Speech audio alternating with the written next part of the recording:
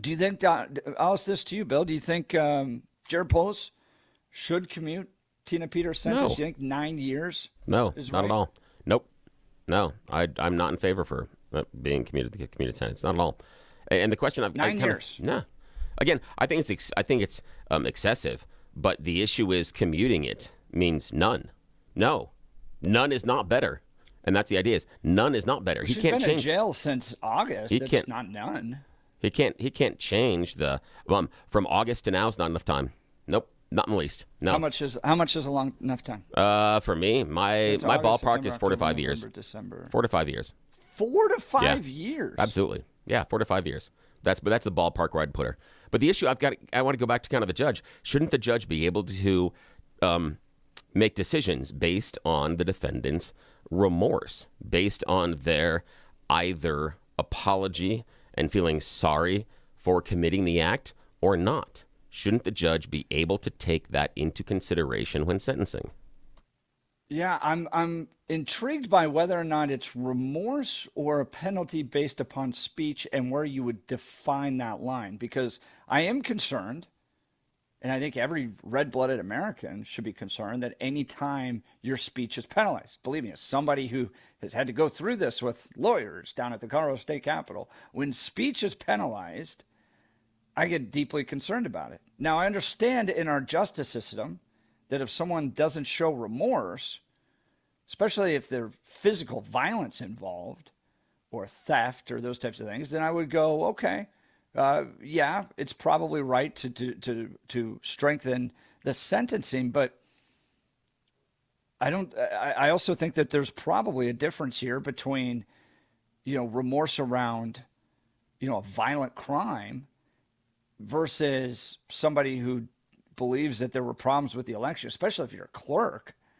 and what you believed you found was the result of fraud or some type of brokenness in the system. I don't know if there was. I haven't seen the evidence that there is, but if somebody believes that, should they be sentenced longer to prison?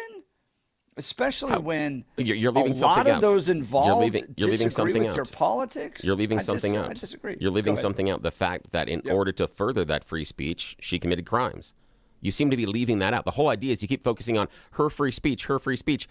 She Well, that isn't was part charged. of the justification Hang for on. the sentence. She's not charged for her free speech. She's charged Right. for the crimes she But Bill, committed. her sentencing was for the extended for the crimes because of specifically because of her lack speech. of remorse and saying that she I didn't don't- see I don't anything think- I don't wrong think in it was doing the just lack of crimes. remorse. She didn't say she didn't see anything wrong in doing the crimes. She would do them again.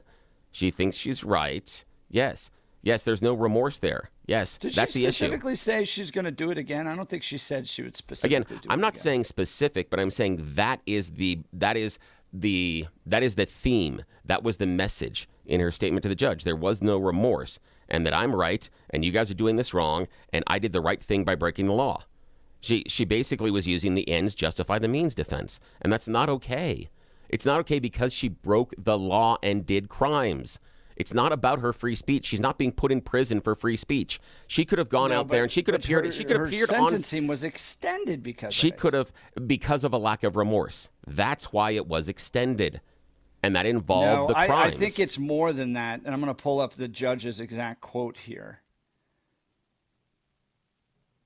I'm going to try to pull it up, but I can't get to it. We got to get to a break here. But I think I think it was more than that. But feel free to join the conversation. We'd love to have you. 303-696-1971.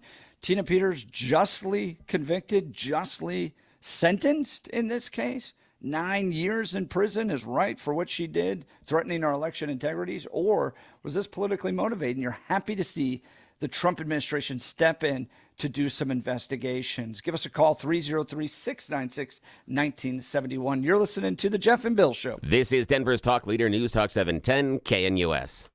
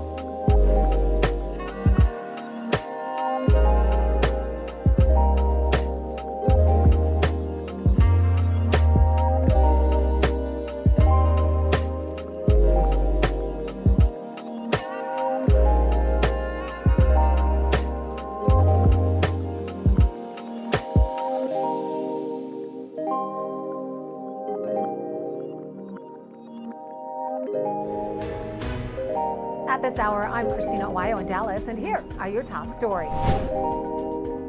President Donald Trump says that the 25% tariffs on imports from Mexico and Canada will start today. The president first announced the tariffs about a month ago, but gave both Mexico and Canada a 30-day delay to see if they could ramp up border security efforts to stop the flow of illegal drugs and people into the country. Trump then announced the coming tariffs at the White House this week, saying the tariffs are to force the two U.S. neighbors to step up their fight against fentanyl trafficking in the U.S. On the tariffs, is there any room left for Canada and Mexico to make a deal before midnight? And should we expect those Chinese tariffs, the extra 10%, to take No effect? room left for Mexico or for Canada. No, the tariffs, they're all set.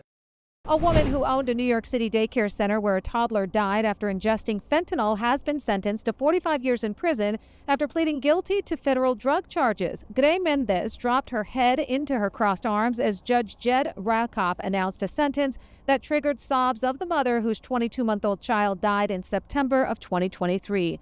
Rakoff had previously given the same sentence to Mendez's husband, Felix Herrera Garcia, in the death of Nicholas Felix Dominici. Mendez had pleaded guilty to charges including conspiracy to distribute narcotics, resulting in death. Chip giant Taiwan Semiconductor Manufacturing Company plans to invest an additional $100 billion in the United States. President Donald Trump made the announcement as he appeared with the company's head at the White House. TSMC, the world's biggest semiconductor manufacturer, produces chips for companies including Apple and Intel. The company had already announced plans to invest more than $65 billion in the U.S., including 3 plants in Arizona.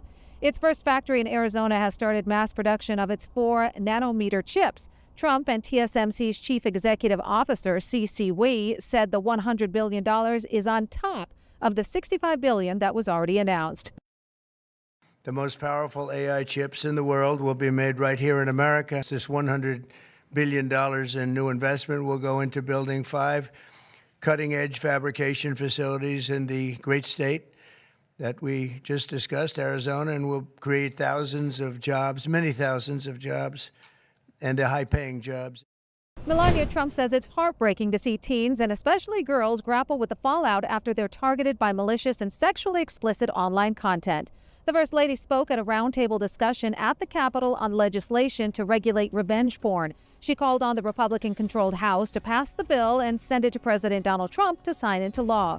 The First Lady says Congress must prioritize the well-being of young people because they deserve a safe online space to express themselves freely without the threat of exploitation or harm. That's what you need to know at this hour. In Dallas, Christina Owayo, Salem News Channel.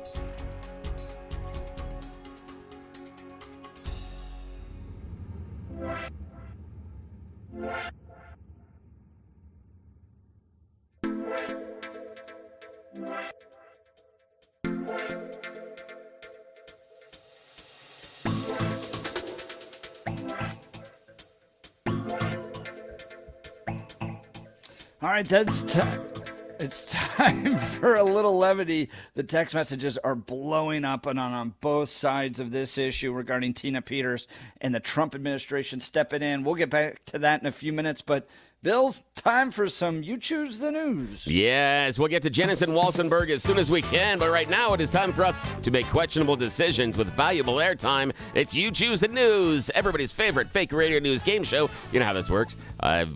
Browse the interwebs for mere moments this morning to find really funny stories about us humans, giving them even more ridiculous headlines to play this radio news game show that nobody knows about that's in charge. Yes, those in charge don't wake up until 7 o'clock, so we are taking full advantage of nobody knowing what we're doing at this hour. So, shh, it's a secret. It's just between all of us. All right, Blake is joining us from the newsroom.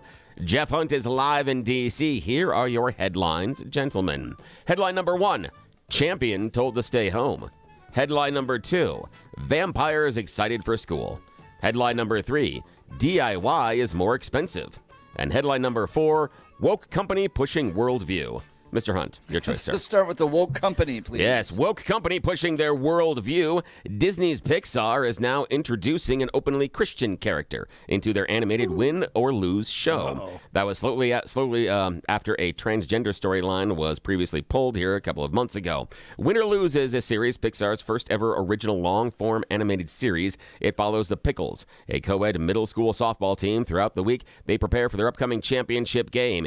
Each episode focuses on a different character and their life off the field. There are insecure kids, helicopter parents, lovesick umpire, a whole bunch of other things. Premiered on Disney Plus February 19th. In the debut episode, the character of Lori is introduced as openly Christian. The character begins her scene with the words Heavenly Father, and there is an angel cut out in her bedroom. This is the first openly Christian character to feature in a Disney film since 2007's Bridge to Terabithia, which is a fantastic book. But yes. Openly Christian. We get since 2007, we get one every 15 work. years or something like that. Well, openly,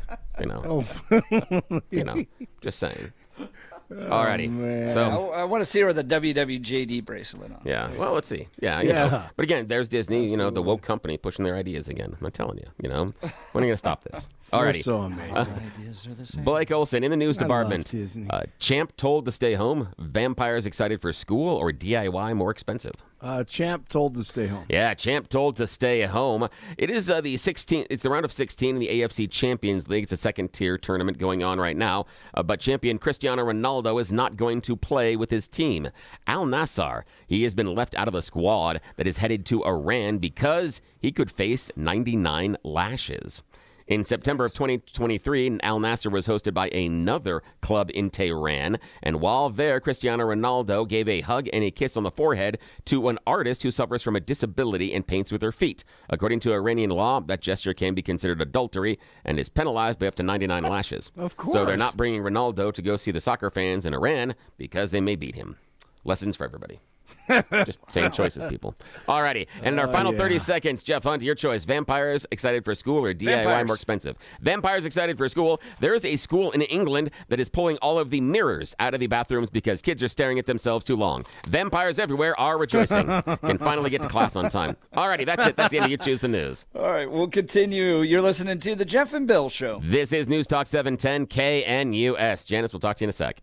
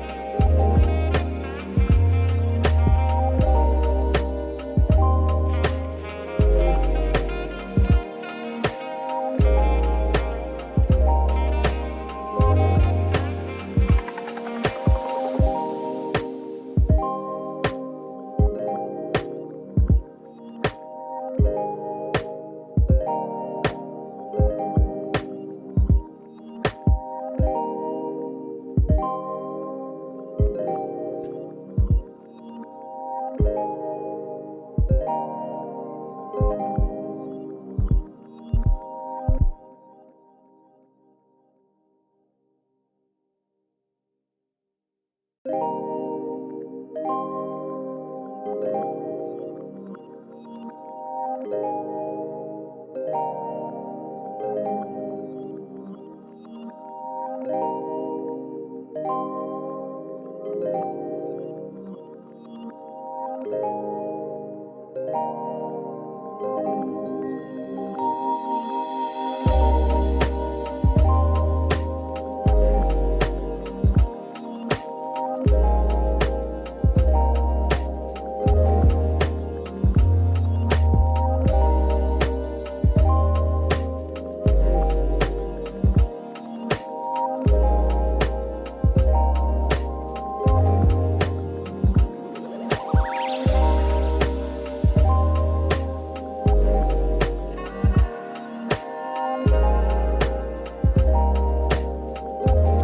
is 7 a.m. in the Mile High City on this Tuesday, March 4th. Good morning, Denver, Colorado. You've tuned into the Jeff and Bill Show, News Talk 710 KNUS. I'm your co-host, Jeff Hunt, along with Bill Thorpe, bringing you the freshest insights and hottest takes from the right, left, and center. For a second there, I thought I got the name wrong.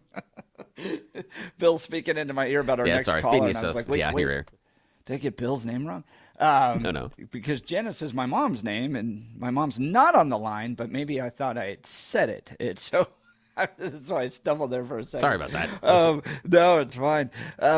Good morning. We are coming to you live from Washington, D.C., as Donald Trump has a joint address to Congress later this evening. We're going to be covering that. I'm going to swing by up in Capitol Hill. Hope to talk to a few lawmakers. We'll post those conversations on social media a little bit later today. And then tomorrow, Mayor Mikey Johnston joining mayors from other major sanctuary cities around the country to defend his sanctuary city policies.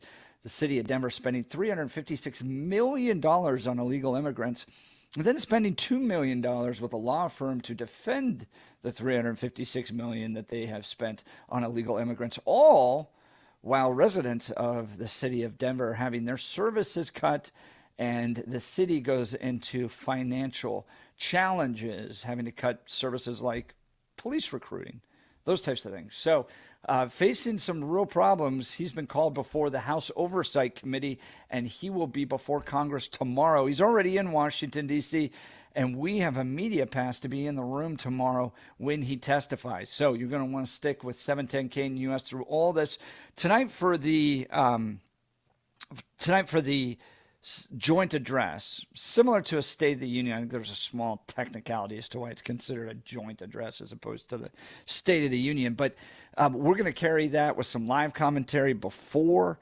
Then we'll carry the entire speech all on 710 KNUS, and then we'll provide some commentary with politicos here in the state of Colorado afterwards as well. So nobody else, no other station is going to provide this type of analysis and commentary for all of this happening in the next 48 hours or so here in Washington, D.C. So stick with 710 KNUS through all this. Let's go to Janice in Walsenburg. We've been talking Tina Peters this morning because the Department of Justice is weighing in on her case, asking a federal judge to take close consideration of the length of the sentence, of whether or not she was punished for exercising her First Amendment rights, and whether or not the entire case was politically motivated, asking for an analysis of Phil Weiser's involvement, Jenna Griswold, Jared Polis, even the DA in Mesa County, who is a Republican, if this has all been kind of pushed by political motivations. And the length of the sentence is really I think the foundation of this critique. Tina Peters being sentenced to 9 years for what she did in Mesa County, taking the images, the voting information, turning off the camera, releasing it, and having it released online. Whether or not she intended to do that is debatable. But in the state of Colorado, there's a law that basically says if those passwords, if that data ends up online, regardless of whether or not you intended to have it, you broke the law. And then Jenna Griswold had BIOS passwords released for 4 months online earlier this summer. So it's a complicated case. We're asking for your analysis, thoughts, and opinions. Let's go to Janice Walsenburg. Good morning, Janice. You're on the Jeff and Bill Show. Morning. Yeah, hello. I just wanted to say that in the sentencing laws of Colorado, if you are sentenced to a certain length of time, you theoretically only do half if you have all the time that you did in jail computed. That adds, and then for good behavior, your time is cut, so that she would, in theory, only do half of her time. But Yeah, I still think it's a little excessive. Yeah, text messengers pointing out that she has no criminal history. There's no violent crimes in her background, anything like that. So first-time offender, in this case, 9 years. It seems like they wanted to send a message in addition to her conviction. I would say 4.5, maybe 4 years she would do, probably. Yeah. What do you think the time frame would be for a just conviction here, just punishment? Well, I'm not really familiar with the case, but I thought she had a legitimate question that she inquired of the Attorney General before she went and did the criminal behavior, and they wouldn't do anything about it, is what I thought. Yeah, I'm not aware of that. I'm not aware that she reached out and asked for direction from anybody about what to do. My impression of what I know about it is she decided to start her own independent investigation, which is not allowed. The county clerks are not allowed to start their own independent investigation and then contact whoever they want and bring in anybody that they want and turn off cameras. I think that's where she started running afoul of the law. But that's just from what I understand. Well, you believe Colorado has the gold standard in the election? No, I don't. No, I don't think that we have the gold standard. I think that was hyperbolic and stupid. But I don't think that the elections are open to the manipulation that so many people said over the course of years. Because most of the time that I heard these people talking about things that were, weaknesses in the election system, it was as if they felt they were the first ones discovering them, as if the individuals that were designing the system did that to make sure that they were easily hacked and easily manipulated. And then that would also assume that, one, the companies would do that, and then it would also assume the individuals that signed the contracts, which would be different districts all across this country, were somehow so unintelligent to not understand some of the weaknesses, etc. And so there is a long list of really bad decisions that I don't see being perpetrated that would get us to a point of the elections being as easily manipulated as we were told post 2020. That's really where I am. That a lot of these things that came up were already solved. I think part of the problem with the equation is Jenna Griswold.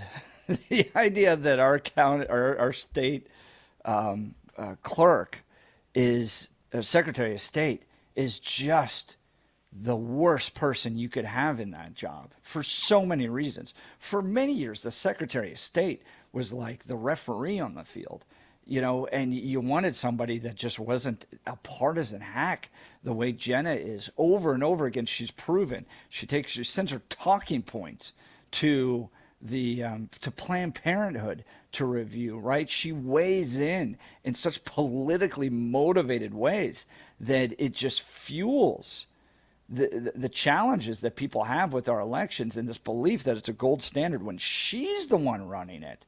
Yeah, that's where I think you got a big problem too. But Janice, sure appreciate the call. Thanks so much. Let's check in on news with Blake Olson. Blake Olson. Blake Olson, news and comment. All right, thanks a lot, Jeff and Billy. 35 and a little wet and cloudy. Feels like 23 in Denver. Expecting a high of 47 today. Snow in the mountains and south of town. The 7-10 5-day forecast is coming up. Our top story, joint address to Congress tonight at 7 o'clock Mountain.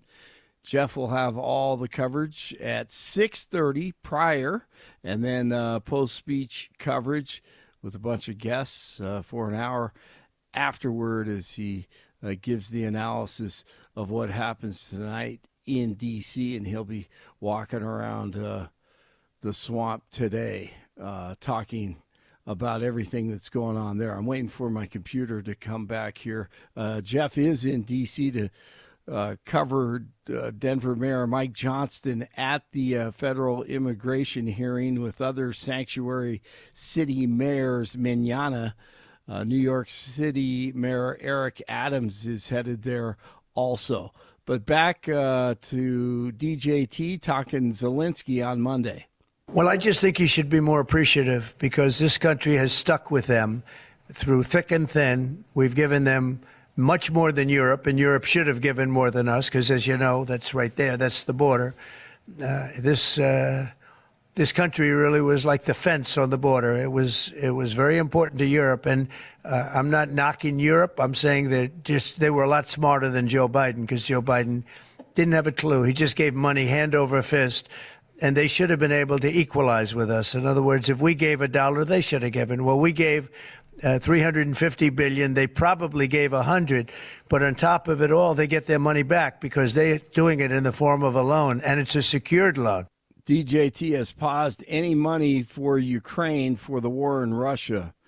Jeff, once again, in D.C., and the other mayors, along with Mike Johnston, will convene tomorrow to talk about the sanctuary cities. Adams and the Democratic mayors of Denver, Chicago, and Boston will speak at what's likely to be a combative hearing by the House Committee on Oversight and Government. This is regarding immigration policy. The GOP members are expected to criticize the mayors for a lack of cooperation with federal immigration authorities. Mayor Adams may face a little less pushback since he's helping the Trump administration track down undocumented migrants. Scott Pringle, NBC News Radio, New York. The DOJ has filed a statement of interest in the Tina Peters case, the former election clerk of Mesa County, locked up for exposing the massive vulnerabilities in Dominion voting machines with a really good dude on X named George. So we're here with Miss Tina Peters. I'm assuming that's not the new Apple ankle bracelet that you're wearing. What is that? Well, that is an ankle monitor, right? Yeah, I call them all criminals. So when I refer to criminals, it's either the DA, the Colorado Attorney General, deputies that have been sworn in as prosecutors in my case.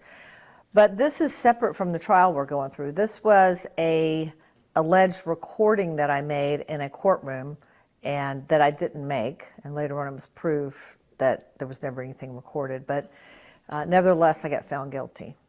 The DOJ says reasonable concerns have been raised about various aspects of the case.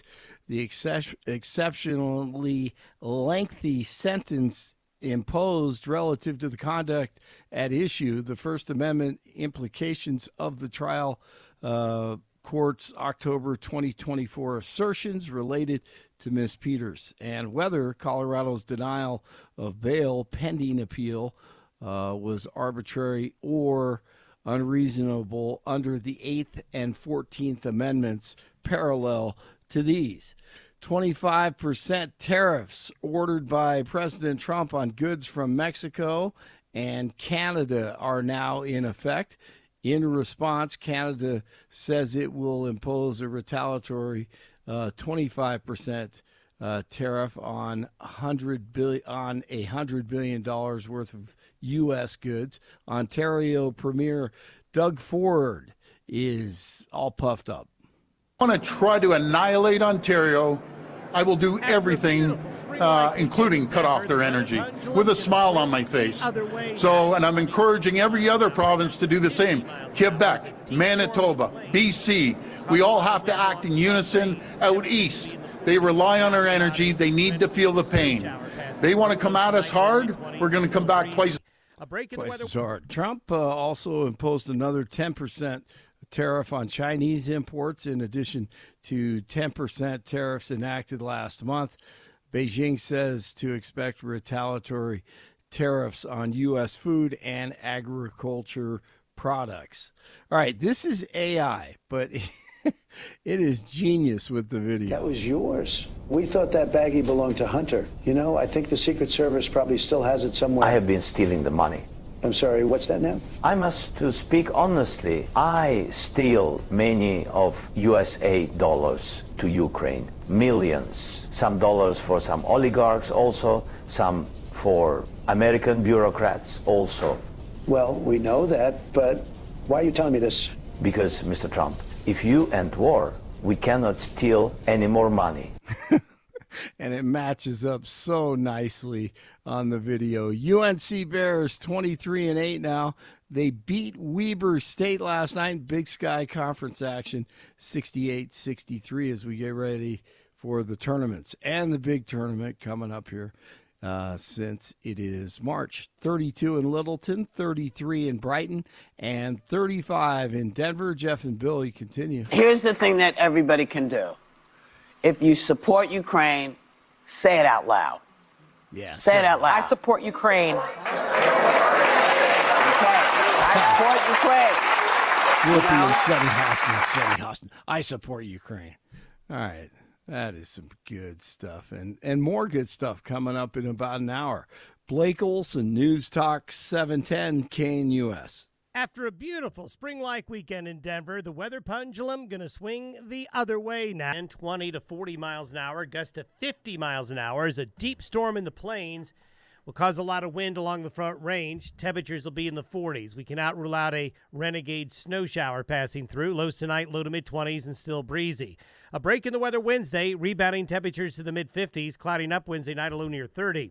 Mostly cloudy and colder. Areas of light rain and snow Thursday night into early Friday and colder. Meteorologist Don Day in the 710 KNUS Weather Center.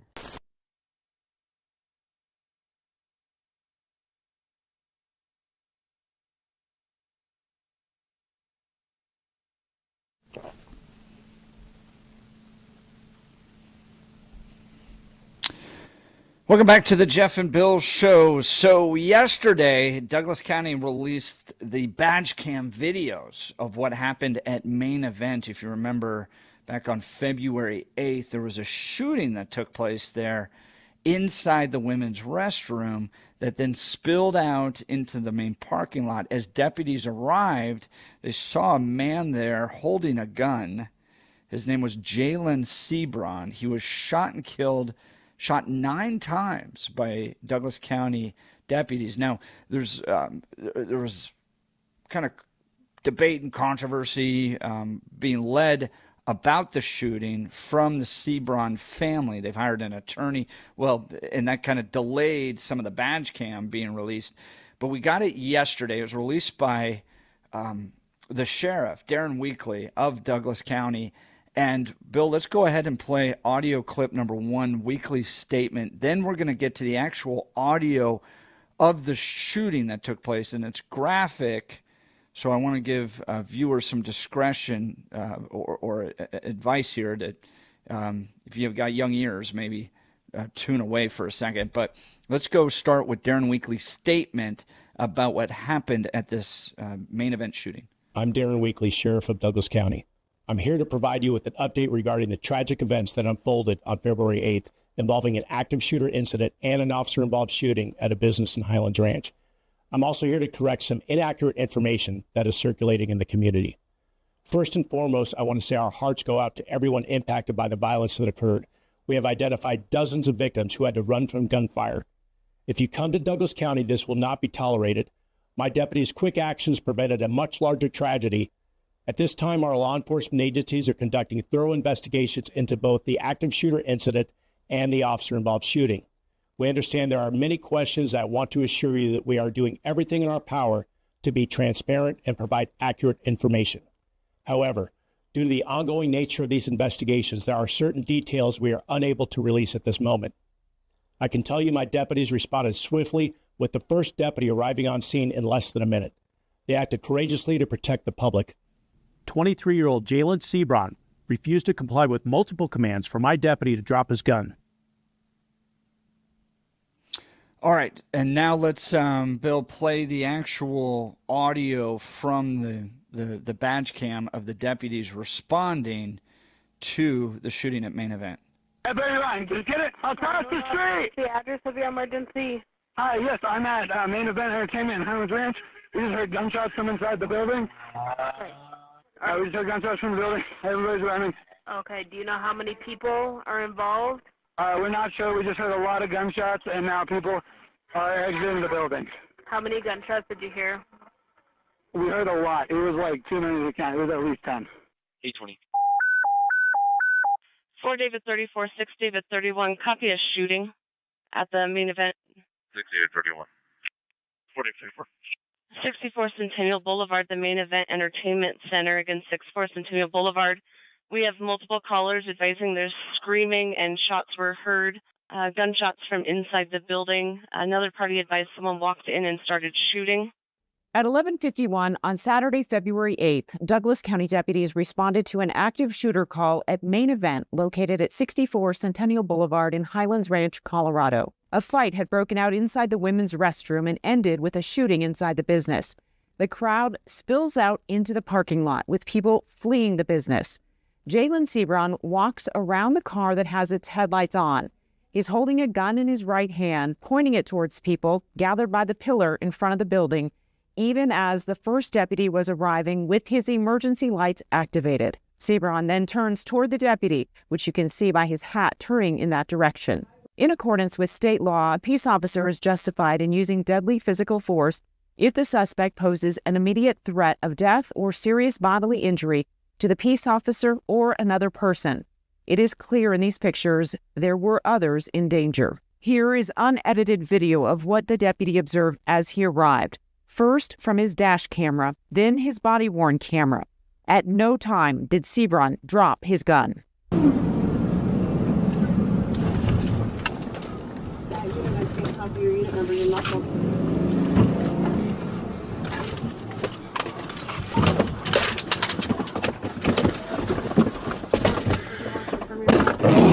Break me, and I'll be around code 3.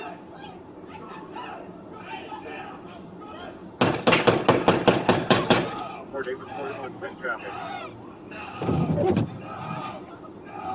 Shot fired.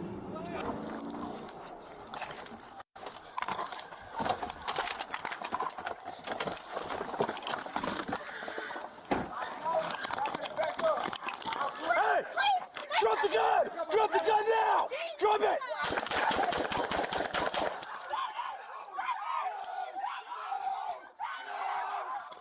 Shots fired. The first deputy on scene encountered him in the parking lot and observed he was armed with a handgun. Drop the gun! The deputy gave him several orders to drop the gun, which he did not obey. Drop the gun now! Sebron turned toward the deputy, who, faced with an immediate threat to his own life and the safety of those in the crowded parking lot, discharged several rounds, striking him numerous times. Sebron succumbed to his injuries. Investigators located his gun and, through the course of the investigation, located 2 other firearms. We remain focused on bringing justice and understanding as to what took place. That's wrapping up there. That's Darren Weekly, the sheriff of Douglas County. Now, Tyrone Glover, he's the attorney hired by the Sebron family, and the Denver Post is reporting that he said the video footage confirms our worst fears. Jalen Sebron, a young man celebrating his 23rd birthday, was unjustifiably gunned down while trying to protect his family. Glover said Sebron never pointed his weapon at anyone. His back was turned to the deputy when shots were fired. The deputy never identified himself or gave a warning before using deadly force, and Sebron was given no time to comply with the deputy's commands. Body camera footage shows that when the deputy arrived on scene, he immediately exited his vehicle and ran towards Sebron with a gun he had assembled and prepared while driving to the arcade. Hey, the officer is heard shouting, drop the gun, now, drop it. Okay, all of the warnings took place within roughly 3 seconds, the Denver Post says. Now, I've watched the video, and from my perspective, Bill, this was justifiable, okay? You have the 911 shooting, or 911 call that said that there's been a shooting at the main event. At least 10 shots have been fired. You have panic. You have people walking or running outside. You have the deputy pulling up right to that, and no one's identified the shooter at this point. Nobody has any idea who the shooter is, right? You just have the 911 call that there's a shooting taking place. And here the deputy comes up upon a guy with a gun in his hand, pointing it towards the entrance of the main event where people are running out. And then when he says, drop the gun, drop the gun, drop the gun, 3 times, turns his head towards the deputy. And then at that point, the deputy fires and shoots Jalen. From my perspective, a justifiable response from the Douglas County Sheriff. You got a chance to watch the video and preparing the audio. What were your thoughts? Yeah, the only part that gets a little sticky for me, and I'd have to go back and have to review it in a bit more detail, is the officer not identifying himself as an officer. And again, not sure if the officer, I'd have to go back and watch a little more closely to see if the officer identified himself getting out of the car when.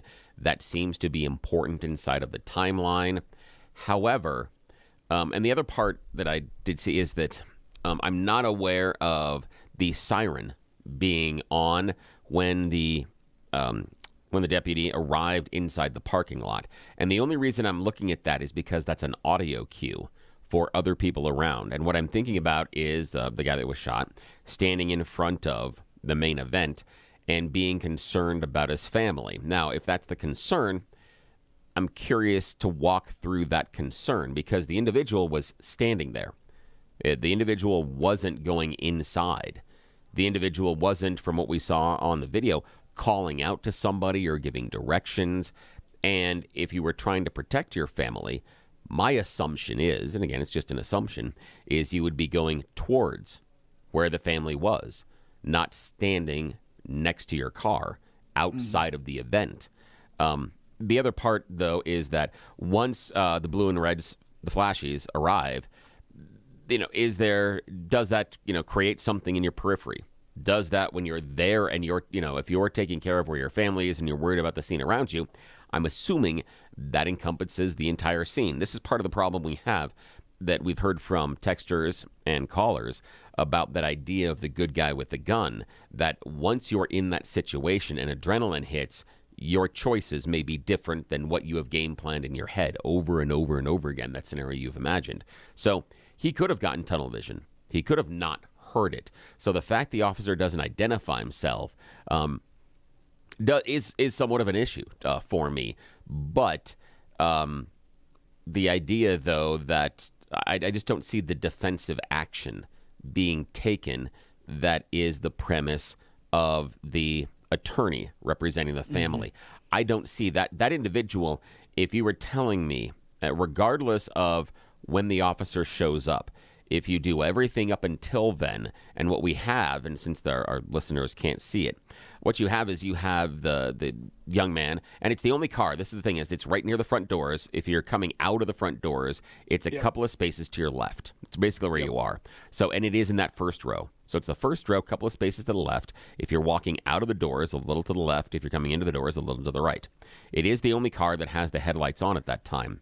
And he is standing there first on the driver's side and then walks back towards the rear end of the car, walks around the rear end of the car, and by the time the police arrive, he has opened the passenger door and is standing in that gap between one car and the other with the passenger door open. That's when the officer delivers the lines about dropping the gun. In that entire behavior, I didn't see anything that was defensive. I didn't see anything that was taking action that would be considered, in my mind, defending myself, my property, or my family. And he does have the gun, pointed to the air at a few times, where his arm is at a 45-degree angle, upper arm out perpendicular, and then top of the arm up straight, where he's holding it above his head a little bit. And so it's visible. That's the idea, is if he was there to protect his family, where's the family around him? I thought they were involved inside possibly, and who's he there with? I don't see anybody else with him. So I didn't see him taking any sort of a protective stance. So I have a question about that motivation. And early on, if you remember, somebody, I don't know if it was the attorney or somebody else, made statements that they weren't connected. So the person being shot in the street or out in the parking lot and the person that was firing inside the woman's restroom were not connected. That's false. And even the Denver Post is reporting it now. Jalen Sebron's stepsister, 23-year-old Nevaeh Crowley Sanders faces 104 charges in the shooting, including 5 counts of felony attempted murder. 6 other people were arrested on suspicion of being accessories to the shooting, as well as multiple assault weapons and drug charges. So this was like a crew, it sounds like, from my reading of this, that kind of showed up that were up to no good, as the kids like to say. But does that weigh in to your analysis of this, that this wasn't just some innocent guy in the parking lot that just all of a sudden started hearing shootings, and is, got his toddler and is somehow, trying to figure out what's going on, and lo and behold gets shot by the cops. Yeah. This is a guy directly tied to the main perpetrator that, 5 counts of felony attempted murder by shooting somebody inside the women's restroom during a fight. And then you have 6 other people that were arrested on suspicion of being accessories to the shooting, as well as multiple assault weapons and drug charges. So, knowing that fact, how does that weigh into your analysis of what the sheriff's deputy did? Yeah, the thing that I look at is the idea of him protecting his family. Now, let's just say, toddler in the car, and he's trying to protect his family there. Here's the thing, is the gunfire is happening inside the building where there are concrete walls, and based on where he's parked, there isn't a clear line of fire through those front doors. And so my assumption is, if you are there and you have a family member or multiple family members in the car with you, you get in the car and drive away. I mean, the easiest thing from where he is to get into that driver's seat and to reverse, turning to the right, and then you're pulling away from the front doors. You're not going to drive in front of the front doors where you become a target. You pull away and you back out, and then you get out of the situation. You would retreat. That's my assumption if you're trying to keep families safe. It is not a point in which he is not under an immediate threat at that point in which he needs to draw his firearm in order to repel an attacker. Yeah, there is no visible exactly attacker. right. There's nothing there. So if it's about keeping my family safe, you get away from the situation. In fact, I would submit that if you back that car up out of the parking lot, you're one hell of a lot safer than you are pulling your gun and standing there next to your automobile. Because if there are people that are going to walk out that door that have firearms, they're probably going to pick shooting at the other person that has the firearm first. I'm just guessing, because you're an immediate threat. The other part is, if he is defending, let's just say, friends or family that are inside the building, he doesn't take any action to defend anybody inside the building. So either way, I don't see any immediate defensive action that shows that he feels like he is in immediate danger. I don't see that action inside of how he behaves outside of the club. So I question the decision-making and whether or not he's defending himself or his family. Should Jalen Sebron have died for what he did there? No, I wish he hadn't, right? He didn't deserve to die as a result of it. But the question before the people and before the courts is going to be, was the shooting justifiable by the Douglas County Sheriff Deputy? And in my mind, did he do everything perfect? Would I have liked him to have announced himself? Sure, absolutely. I think that would have been better. But in this case, you have a sheriff's deputy rolling up upon a active shooting taking place, right? You heard the 911 call. He's responding in less than a minute. And in that scenario, in that case, the sheriff's deputy has zero idea who the shooter is. Yeah. All they know is they're rolling in on a shooting taking place. Dude in the parking lot has a gun out, is pointed at certain points towards the front door of the main event. He's asked 3 times to drop his weapon. He doesn't do it, turns his head towards the deputy. This was, in my mind, a justifiable shooting. The sheriff's deputy should not be prosecuted, should not be penalized. Could he have done some things different? Yes, absolutely. Would I have liked the identification? Sure. Do I wish that the sheriff's deputy knew that this guy wasn't the one shooting inside the main event? Absolutely, but he's not God. He's rolling up in a scenario with limited knowledge, passion, adrenaline taking place. Jalen, who's connected to those people that were doing the shooting, is in the parking lot holding a gun. Do I think the deputy did his very best to make a split-second decision to protect and save innocent people and their lives? 100%. I think that's what his motivation was. He saw people coming out of the front door. He saw a guy holding a weapon towards them. The information he knew was that there was an active shooting taking place with at least 10 shots taking place. He did his very best to save lives. I don't think he should be prosecuted. I don't think he should be punished. And I'm sorry that Jalen Sebring died in this situation. That's where I land on this. Yeah, I agree. I agree that we can't assume, again, we've talked about this a lot, the idea of the good guy with a gun.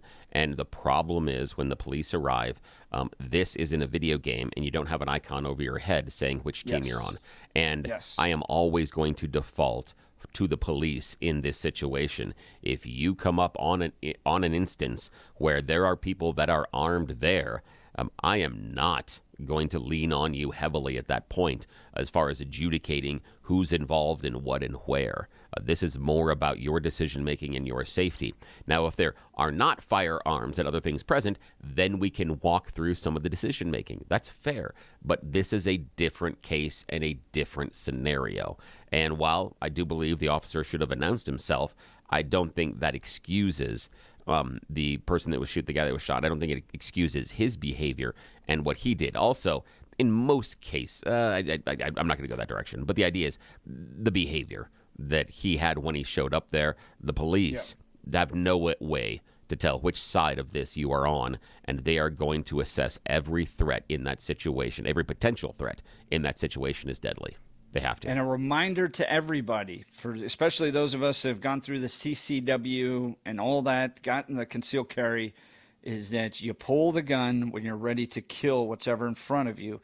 And if you have police that are coming on the situation, you better drop that. You have less than 3 seconds. That's all Jalen had. 3 seconds. You have 3 seconds to get that thing down and do so to save your life and to protect the police as well and all this. All right, we got to get to a break, but would love to hear from you in this case.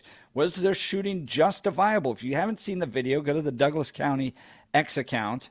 That's DC Sheriff, I believe, is their X account, or you can go to x.com/Jeff Hunt. I've retweeted the video there. Take a look at it. If you were on the jury and you saw that scenario, do you believe that the Douglas County Sheriff's deputy was justifiable in using deadly force to stop Jalen? Or do you agree with the Sebring family and the attorney that, this was not the right use of force? Give us a call, 303-696-1971, or text us on the Dan Caplis Law text line, 720-819-5115. Oh boy, I gotta get to some reads here, Bill. Let's do Dan Caplis, by the way, since we got him. We're just talking about the Dan Caplis text line. I want to talk to you about my friend Dan Caplis and Dan Caplis Law. Dan suggests you should choose a lawyer who shares your values, because who you choose to represent you in an injury case says a lot about you to everyone involved in the case. Look, Dan is the son of a police officer and a former seminarian who's dedicated the last 40 years of his life to helping people who are hurt in serious motor vehicle crashes. More than that, Dan is believed to be the only lawyer in Colorado history to win 5 straight multi-million-dollar verdicts in Colorado crash cases. Dan is also believed to have won the largest truck crash verdict in Colorado history. In fact, Dan Caplis Law is so trusted that he's the official law firm partner of the Denver Nuggets and the Colorado Avalanche. Dan Caplis Law's serious firm for serious cases. He accepts righteous injury cases on a percentage fee basis so that he can represent good people from all walks of life without regard to ability to pay. So if you need Dan's help, give him a call. Here's the phone number, 303-770-5551. That's 303-770-5551, or hit dancaplisLaw.com. That's Dan, CAPLIS Law.com. We'll continue with the Jeff and Bill Show. This is Denver's Talk Leader News Talk 710 KNUS. At this hour, I'm Christina Owayo in Dallas, and here are your top stories. President Donald Trump has slammed Ukrainian President Vladimir Zelensky for suggesting that the end of the war in Ukraine is still very, very far away. In a post on Truth Social, the president saying this is the worst statement that could have been made by Zelensky, and America will not put up with it for much longer. It is what I was saying. This guy doesn't want there to be peace as long as he has America's backing, and Europe, in the meeting they had with Zelensky, stated flatly that they cannot do the job without the U.S. Probably not a great statement to have been made in terms of a show of strength against Russia. What are they thinking, he said. Zelensky made the comments over the weekend. They come after a heated clash in the Oval Office where Zelensky had traveled to sign a mineral deal and peace agreement, but after arriving at the White House, decided against it. President Donald Trump saying he wants peace, but Zelensky isn't ready for it. He said he thinks the war's going to go on for a long time. And he better not be right about that. It should not be that hard a deal to make. It could be made very fast. Now, maybe somebody doesn't want to make a deal. And if somebody doesn't want to make a deal, I think that person won't be around very long. That person will not be listened to very long because I believe that Russia wants to make a deal.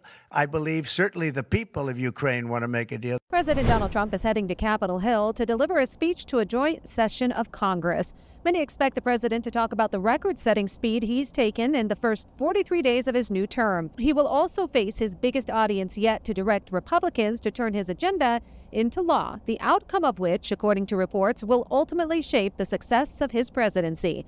Trump, along with his newly confirmed cabinet picks, has started to eliminate corruption and weaponization from the federal government. And along with Elon Musk at the head of DOGE, his efforts to eliminate waste, fraud, and abuse from the federal government have seen early success and are wildly popular with the American public, both of which he's expected to talk about tonight. Authorities in Germany say a driver rammed their car into a crowd Monday in the city of Mannheim, killing 2 people and injuring 11 others. A suspect is in custody and was injured. However, police would not immediately characterize the incident as an attack. Cars have been used as deadly weapons in acts of violence in recent months in Germany. State Interior Minister Thomas Strobel told German news agency dpa that the driver is a 40-year-old German from the nearby state of Rhineland. He later said it did not appear that the driver had a political or religious motive. President Donald Trump says that the 25% tariffs on imports from Mexico and Canada will start today. The president first announced the tariffs about a month ago, but gave both Mexico and Canada a 30-day delay to see if they could ramp up border security efforts to stop the flow of illegal drugs and people into the country. That's what you need to know at this hour. In Dallas, Christina Owayo, Salem News Channel.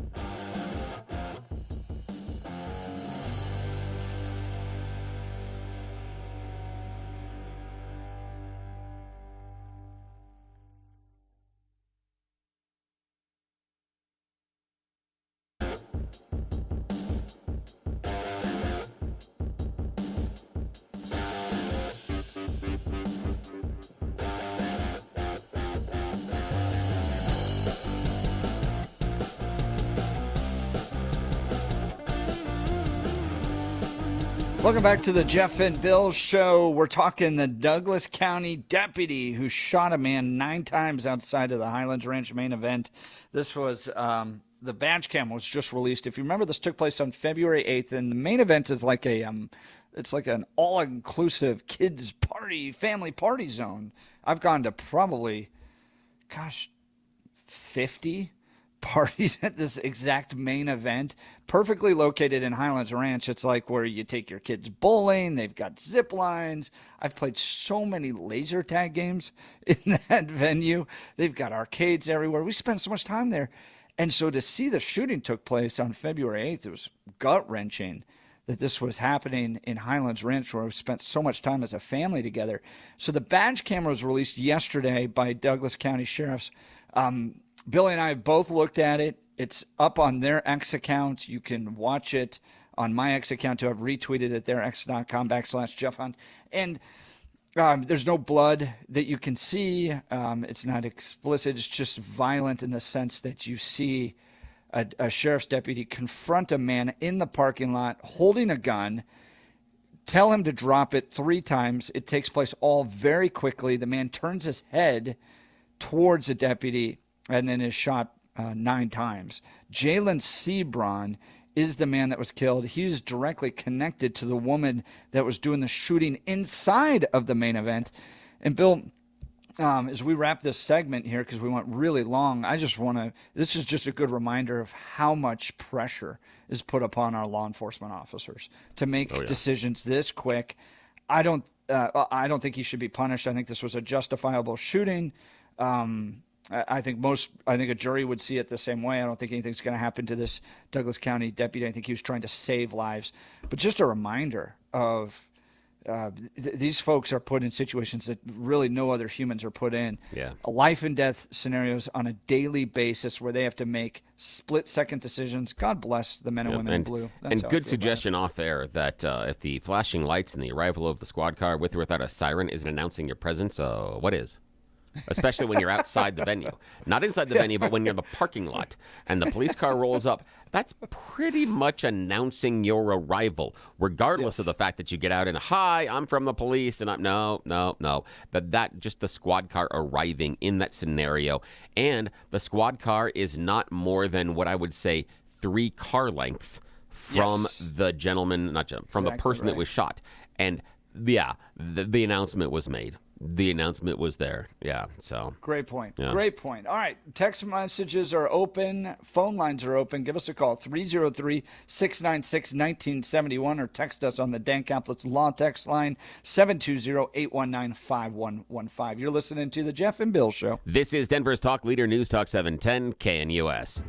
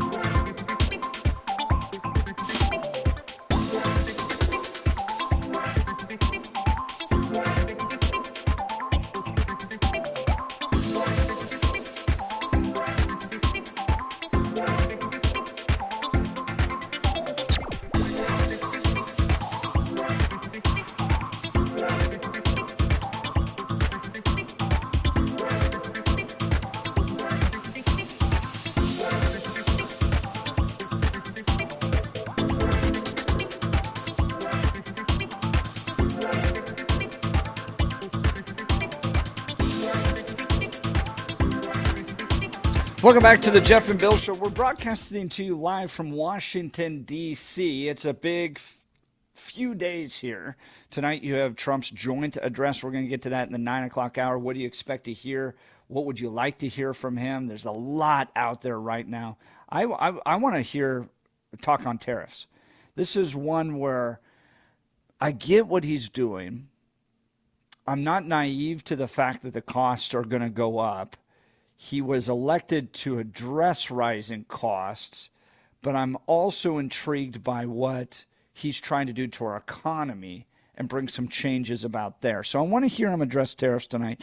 We'll get into that at 9 o'clock hour. But next, Mayor Mike Johnston on Wednesday is going to be before a congressional hearing, the House Oversight Committee, that Lauren Boebert sits on. So it's Lauren Boebert v. Mikey Johnston.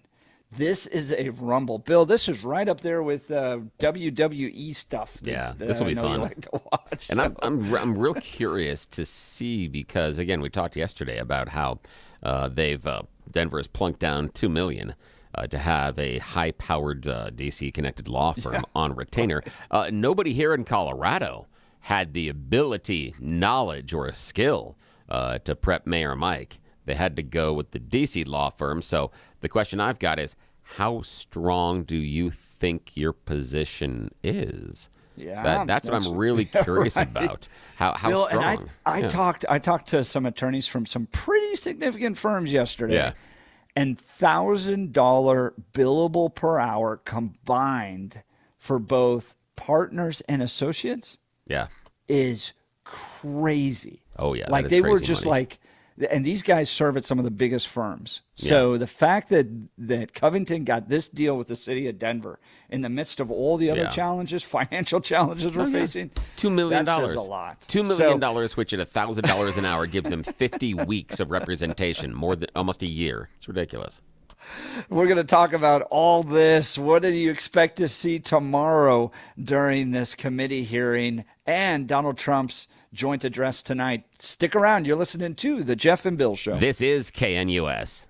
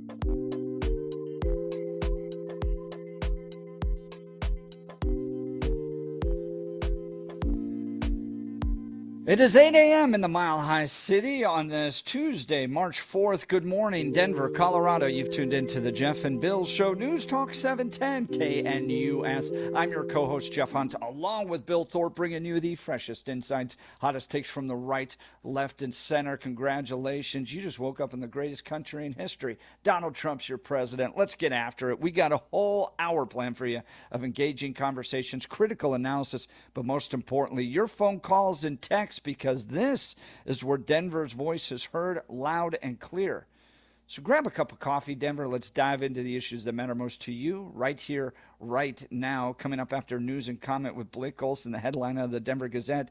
Johnston confident as Denver story as congressional hearing on Sanctuary City approaches. Bill and I are coming to you live from Washington, D.C. I am. Bill's in Colorado running the board there.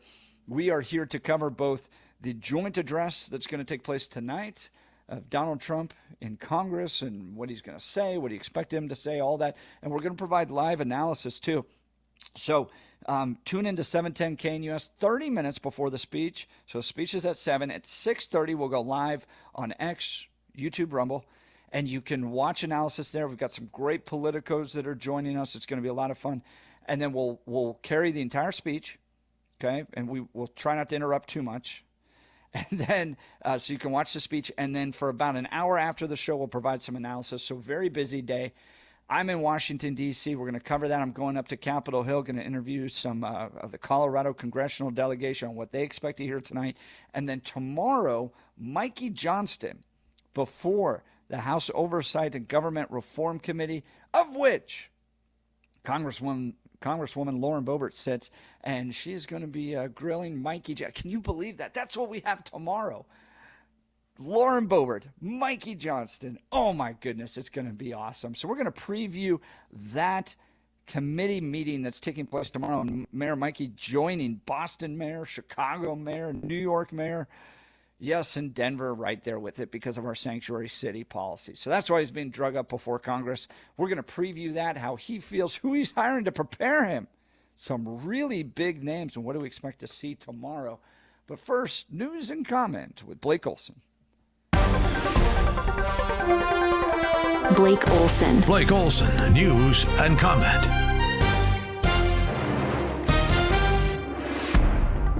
All right, Jeff and Billy, thank you very much. 37 and cloudy and cold, feels like 23 outside in Denver. Plenty of wind.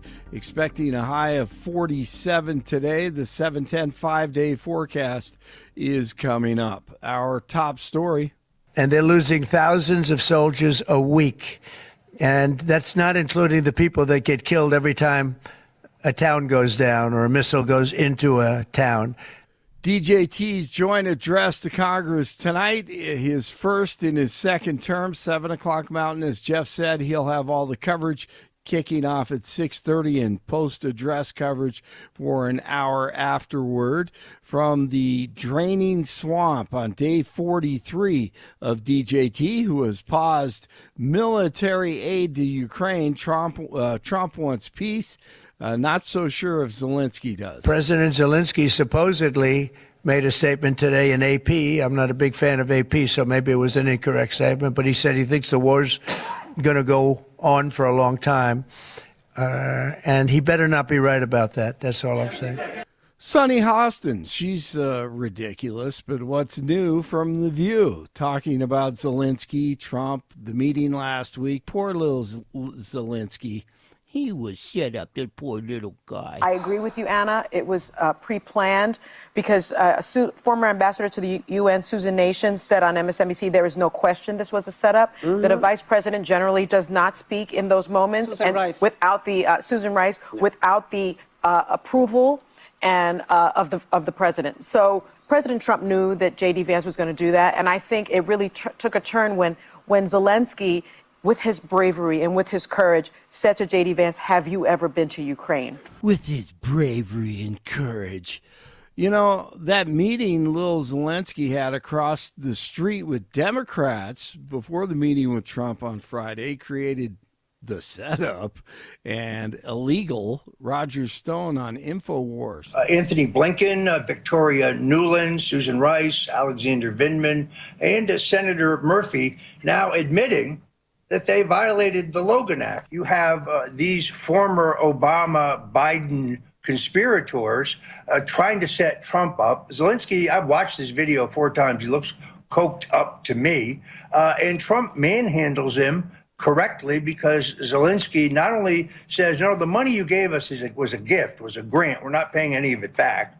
That angered the president, as it should have. And he's not prepared to do this deal. Now we learn that the whole thing is a setup because the British had already reached an agreement where, just to get this exactly right, they had already signed an agreement that provided Ukraine security guarantees in return for their right of access to Ukraine's gas, oil, and minerals.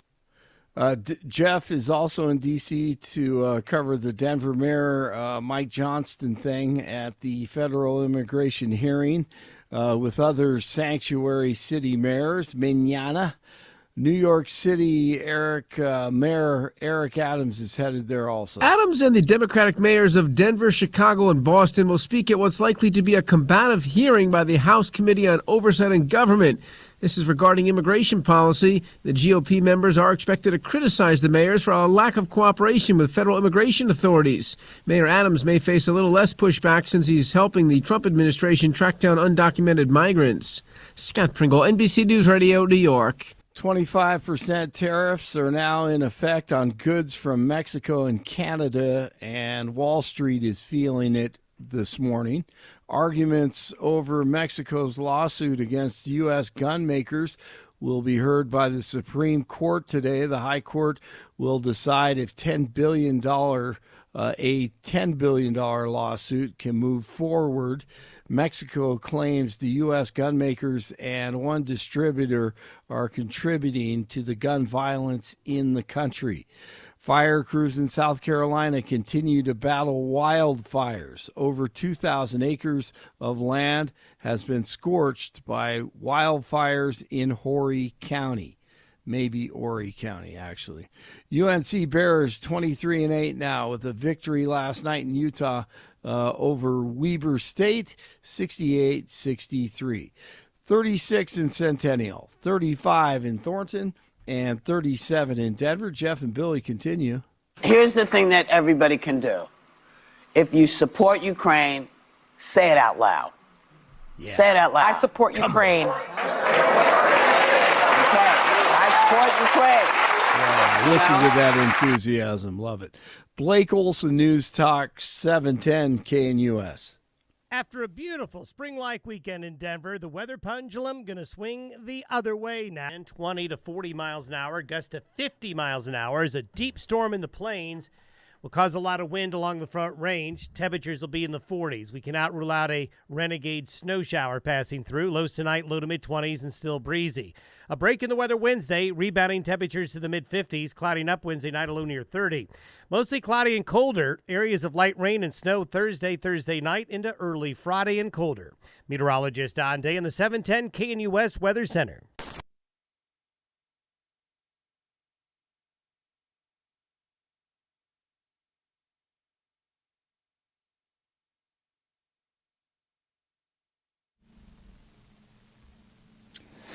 Welcome back to the Jeff and Bill Show. I want to talk to you real quick about our friends over at the Art of Granite. Look, are you ready to transform your kitchen or bathroom into a stunning masterpiece? Look no further than the Art of Granite, your premier destination for exquisite granite, marble, quartz countertops. For over 15 years, Mitch Floria, I like this guy, man. What a great patriot. Owner of the Art of Granite, has been crafting and installing custom countertops, fireplaces, showers, and more. Their team of experts will guide you through the selection process, ensuring you find the perfect stone to match your style and budget. Visit their showroom in Golden or browse their online inventory at theartofgranite.com. Discover the endless possibilities for your home renovation project.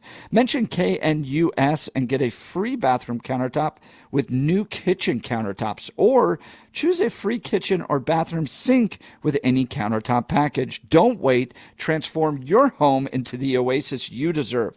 Schedule your free consultation with Mitch today. Go to theartofgranite.com. That's theartofgranite.com.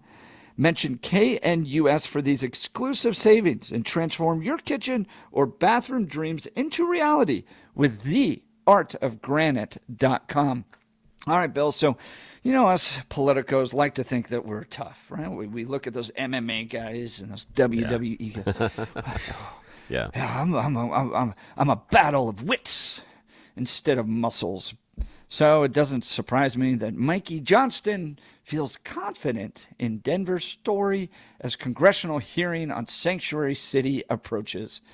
It's going to be a battle royale tomorrow in the House Oversight and Government Reform Committee as Mikey Johnston faces Lauren Boebert. This is going to be exciting.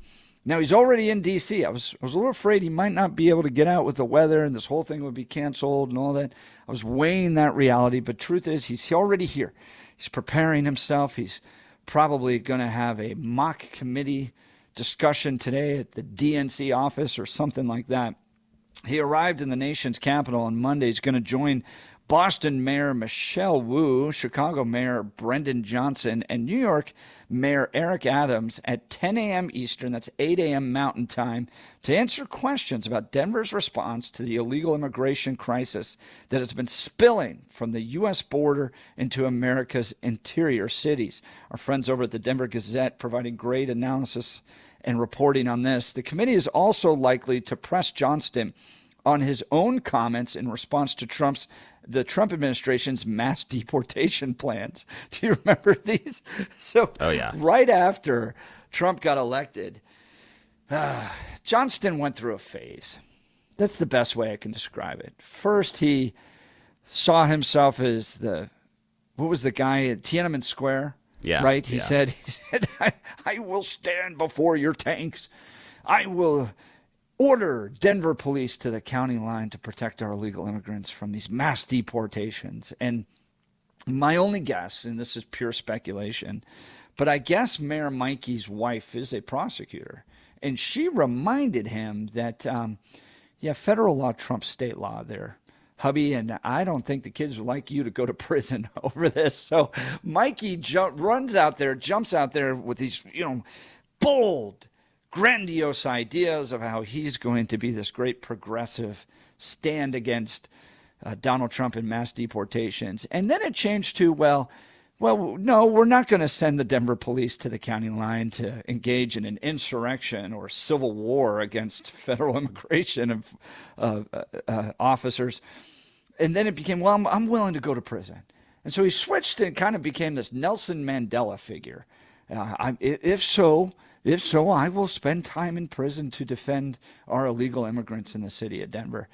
And now it just kind of ends up with him having to do a committee hearing.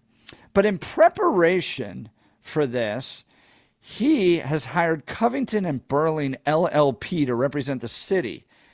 And under the one-year contract with a maximum cap of $2 million, the city will pay lawyers a, quote, discounted rate of $1,000 per hour. Bill, we're in the wrong business. Yeah, we my are. friend. $1,000 an hour. Ridiculous. It is incredible. Now, who they've hired at this law firm is kind of unique because the chief person in charge of this has direct contact with former Democrat White Houses. Dana Remus will serve as the lead attorney in this matter. Before joining Covington and Burling, she served as assistant to the president and White House counsel for former President Joe Biden.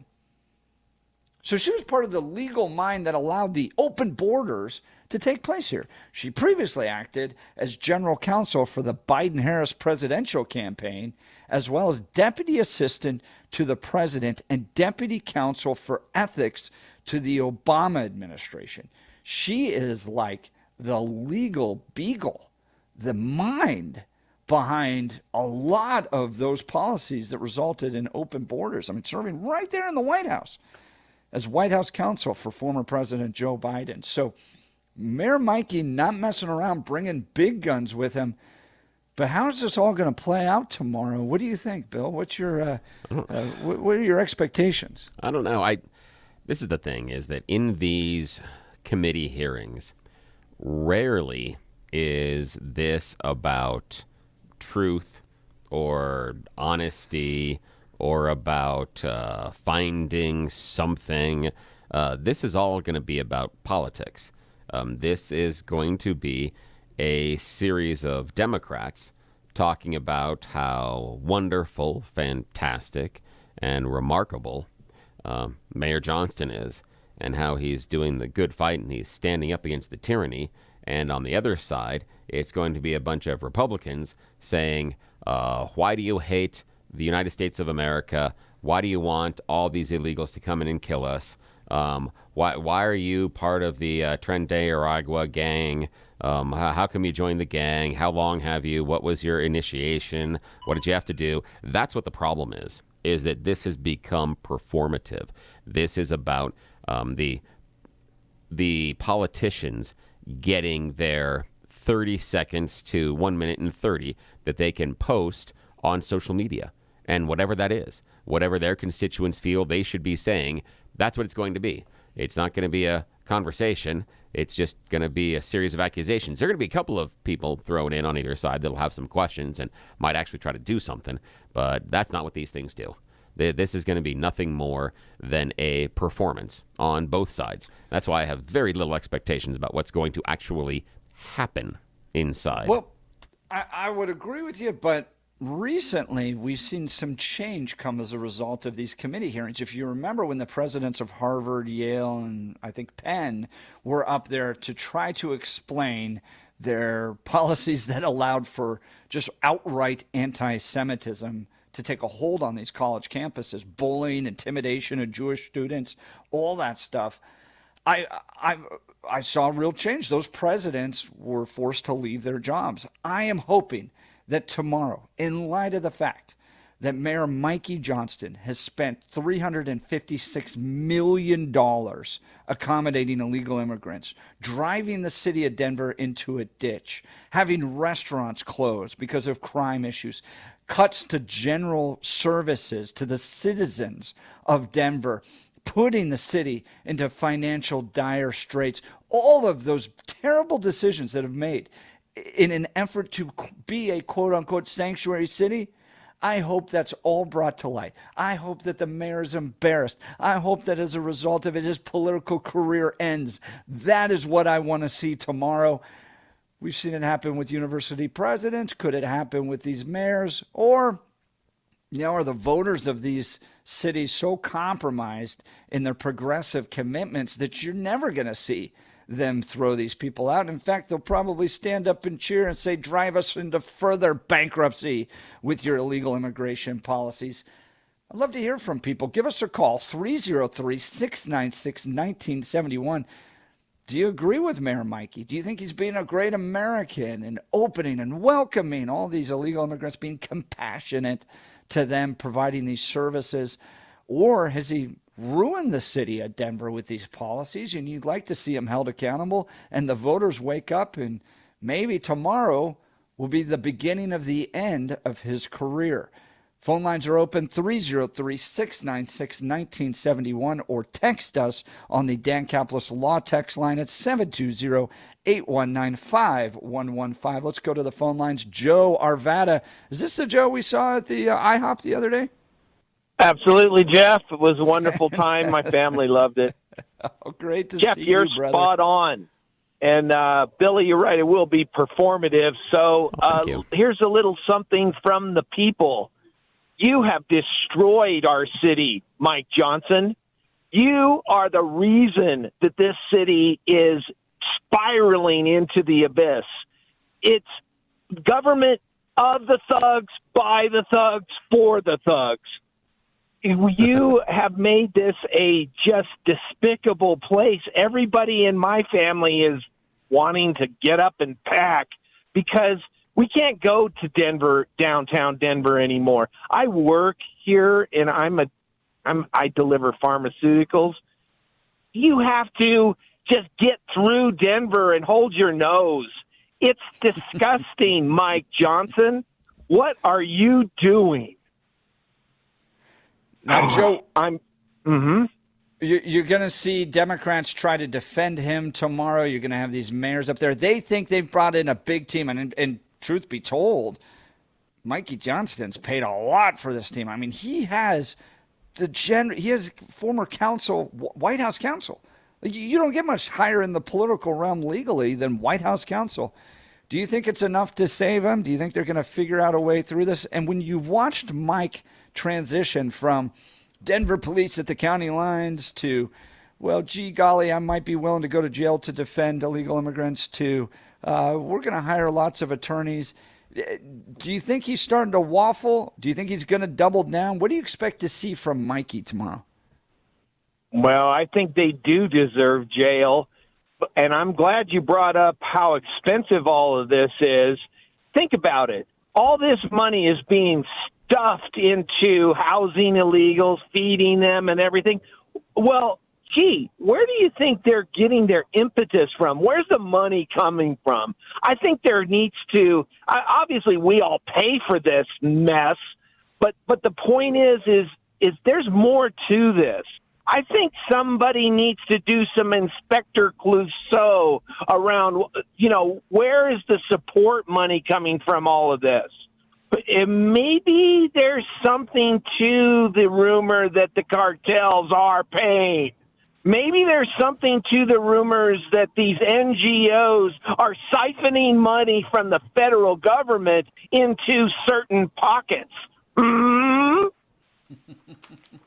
Well, I definitely think there's something to the NGOs there. I haven't seen the cartel connections, but I will tell you this, what I've learned about progressives in Colorado, okay? So Colorado has some of the highest college-educated folks in the country. And most of the progressives that make up the leadership, and I'd say the voting bloc of the state of Colorado, are college-educated progressives. So here's what you get with a college-educated progressive. You get somebody that traditionally is kind of smart enough to be able to build a career that can withstand the results of their policies, right? So these are not blue-collar progressives. These are not Rust Belt progressives. These are people that, they're smart enough to get a job that, in spite of their stupid progressive ideas, they can find a way to make some money. So it doesn't directly affect them. But the root of it, Joe, with these folks, is that they have a savior complex. Okay, they've gone through our education system where they believe that there's oppressors and the oppressed. And in light of that, they need to make a stand for justice. And so look, Mikey Johnston's a guy from Vail. He grew up, his parents own hotels in Vail. All right, this is a white, progressive, rich kid who was educated in schools that made him believe that there are oppressors out there and there are the oppressed. And it's his job, it's his God-given duty to go out there and try to stand on the side of the oppressed. And so while they come up with these stupid ideas that ruin the city, they can withstand the effects of it because they're generally kind of smart enough to figure it out how to make money. But then they have this motivation to go out there and stand on the side of the oppressed. And so they just end up coming up with these policies, like these sanctuary city policies, that are destroying the city, and they feel good about it. At the end of the day, I think Mike Johnston feels like, he's doing a good thing for the oppressed people. Please. Yeah. But Mike Johnson, let me give you a dose of reality, Mike. Just take a sniff of what you're doing, Mike. Look at our education system. Mike Johnson, you're pumping out morons by the droves. There is no intellect coming out of schools in Denver. Nothing. If you look at the economics of what you're doing, you're driving businesses that wanted to bring profit and something good to the city away. They just can't stand the smell of Denver. Come on, man. Use some common sense. Look what's happening. But Joe, we've had progressives on this show, progressive leaders, and I try to ask them that, right? I'm like, guys, come on, do you have a little bit of pause? You look around, you have total control. There's not a single Republican that has any control in the state, okay? You have total control. And do you look at the city of Denver? Do you look at the problems that are taking place and go, guys, can we at least adjust the policies here and try to fix things? They never do that. And what you get is Mike Johnston, confident in Denver's story. Denver's story. You know, they won't stop until it's complete Marxism and the training camps are set up. That's what's coming. If you think I'm joking, these people are right out of the Marxist playbook. Yeah. Well, Joe from Arvada, great call. Sure appreciate it. Thank you so much. Joe's line will be open 303-696-1971. I want to talk to you about my friends over at Advanced Hair Restoration. If you're losing your hair, you need a simple solution that works. You want the best modern technology with top-rated physicians, something that's guaranteed to work. Guys, you need Dr. Tanya Pauls and her team at Advanced Hair. They've completely redefined hair restoration from the experience itself to their unmatched results. You got a receding hairline or bald spot, thinning hair, address them all with Advanced Hair's simple one-day treatment in a calm, relaxed environment with the most experienced professionals. Advanced Hair has performed tens of thousands of these breakthrough treatments, and get this, your own natural hair begins to regrow the very next day. No one in Denver can offer anything like the advanced FUE found at Advanced Hair. I highly recommend their team. It starts with your free consultation. Call 720-459-HAIR. If you qualify, you'll get $250 off and 250 free hair grafts.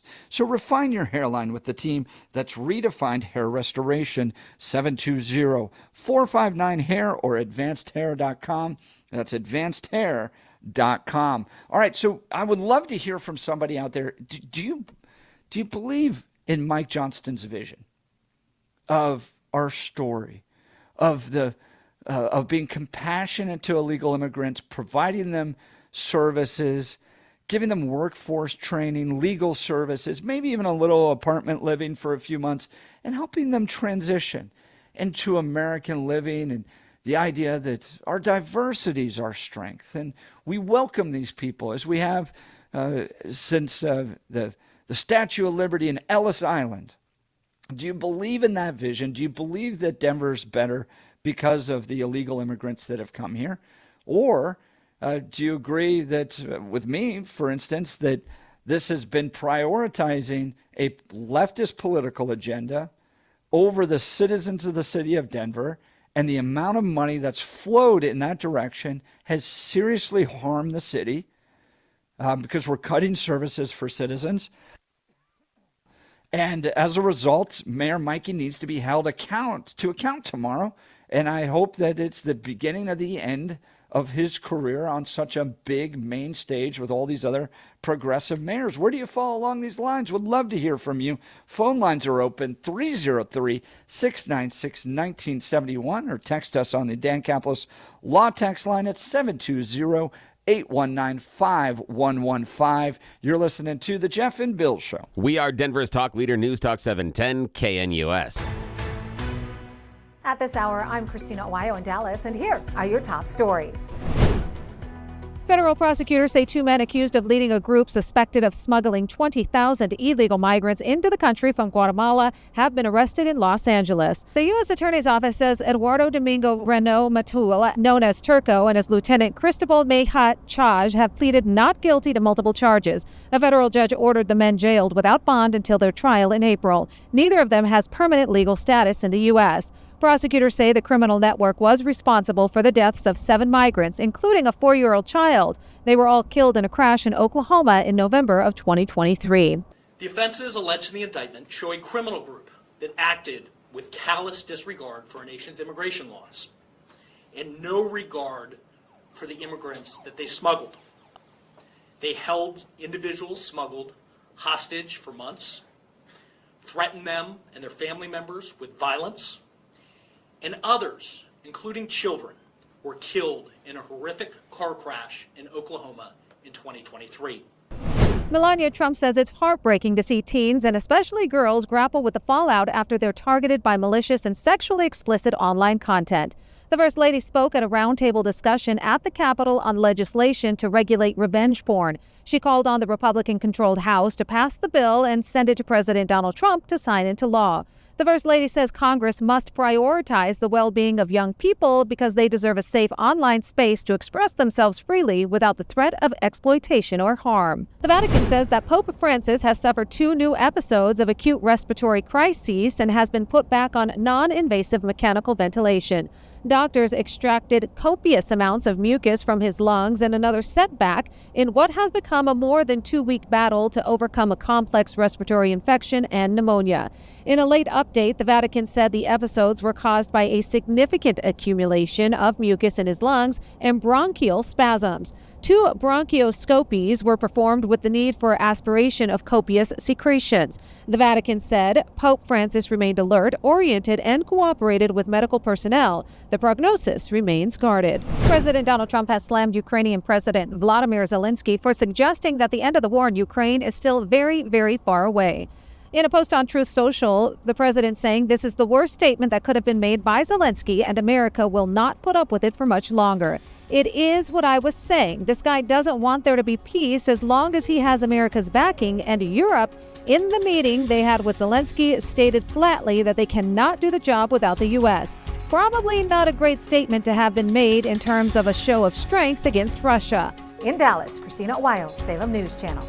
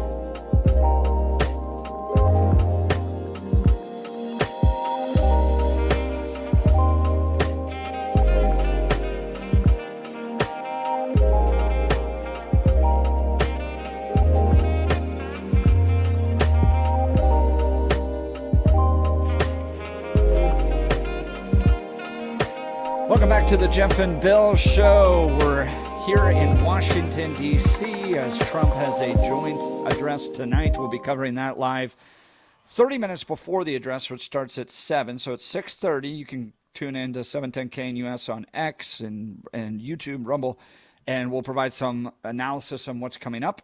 And then about an hour after the address, we'll provide some analysis too. Heidi Gunal, Jimmy Stangenberger joining us, among some others. So it's going to be a great conversation. I think Blake Olson's going to jump in a little bit too. So it'll be a great conversation. Want you to be a part of it. Watch us live, X, YouTube, Rumble, 710 KNUS, across all those. All right.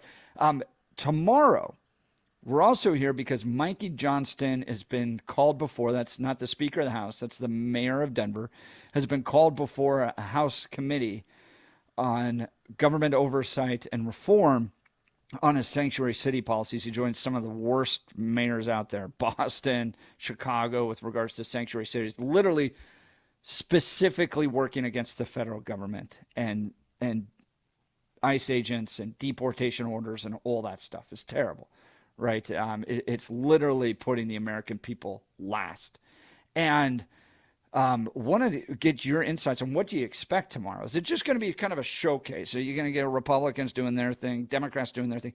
Or, as I pointed out in the previous segment, when this happened to the presidents of these colleges, Harvard, Penn, Yale, I think, when it came to anti-Semitism on the college campuses, it was the beginning of the end of their careers. And what I'm hoping here is that when you look at all the destruction that Mike Johnston has brought to the city of Denver, and it's not even right-wingers like myself. You have restaurant owners that have said we've never seen it this bad. That you were given millions of dollars to address this, and it's terrible. Sending Hail Mary letters to the mayor's office going, for the love of God, do something at this point, because we cannot afford to keep the lights on. It's becoming a ghost town down there, crime-ridden ghost town. Stabbings, businesses closing. So it's not just me, it's non-politicos. So I'm hoping that tomorrow the whole nation can see how bad Mayor Mike Johnston is. It's the beginning and the end of his career. He needs to go away. And look, I look back to Mayor Mike Johnston's career. He's an educator. He's down at the state capitol for a while. Not a terrible guy. I never put him in the Tim Hernandez category. But he has this white savior complex that exists because he's a progressive, college-educated liberal that has just ruined the city of Denver. He needs to go. Sorry, just needs to go. It just hasn't worked out. That's my hope for tomorrow. Let's check in on the phone lines. Francis Golden, you're on the Jeff and Bill Show. Good morning, Francis. Morning. Hey, gang. Hey, wasn't Harvey Steinberg available? I mean, he seems to be good at pulling people's fat out of the fire in hopeless situations, and I don't know if he charges $1,000 an hour at a discounted rate. Yeah, I know. And you keep it local. He's got an office in Denver. I mean, the look of this is so unbelievably bad, and just look, it's ridiculous. I think, Jeff, you hit a nail on the head. I think what is going on here is a fear that he's going to step all over himself, just like the college presidents, because they couldn't have done anything worse than what they did and go try to testify. They literally it was like a blueprint for what not to do. Yes. And here, Mike, here's a little, I won't bill you for this, whatever. Here's a little unsolicited advice that I don't know if these Washington attorneys will give you, but I think the best thing you can do is go in front of these people where everybody is blood in the water and everything else, and you say, look, under the circumstances, given the rhetoric and things going into it, my heart was in the right place. I just want to try to mitigate what harm could be done to these people in the process of being, shown the exit. And that's really all I wanted to do, and that's what I want to expend any resources on within reason. I mean, we're a strapped city, this sort of thing. And if you take that approach, you probably do the best you can. If you stand up there and act like you're, Joan of Arc, only, Mike of Denver, you're going to go down in flames. And that's the bottom line. And I do think it's just going to be political theater. It's going to be horrible. I want to ask Bill this, because Bill's a very talented debater. Led the Mullen debate team, and Francis, stick around too, because I'll get your response to this. All right. So, Bill, to Francis, I want to put you in. I want to put you in the perspective first, and then I'm going to ask you a second question. But first, of the attorney advising Mike Johnston. Okay. You're this big White House counsel. You're getting paid $1,000 an hour. So in addition to slowing down your conversation so you can charge multiple hours, what's your advice to Mike Johnston? The thing that I would look at is I would look at the boundaries of legality. talking about what you have the ability to legally and not do as far as what are your powers as the mayor. The idea of, I would caution him against, we're going to stand up and fight the federal government coming here too. No, you take the role of the federal government can do what it wants based on immigration, etc. But based on federalism, we can also make different choices inside the city and state. And it is not the role of the city and state law enforcement to enforce federal laws. We can have a disagreement about cooperation between the two, but that's a reasonable disagreement that the Supreme Court backs up and says can happen.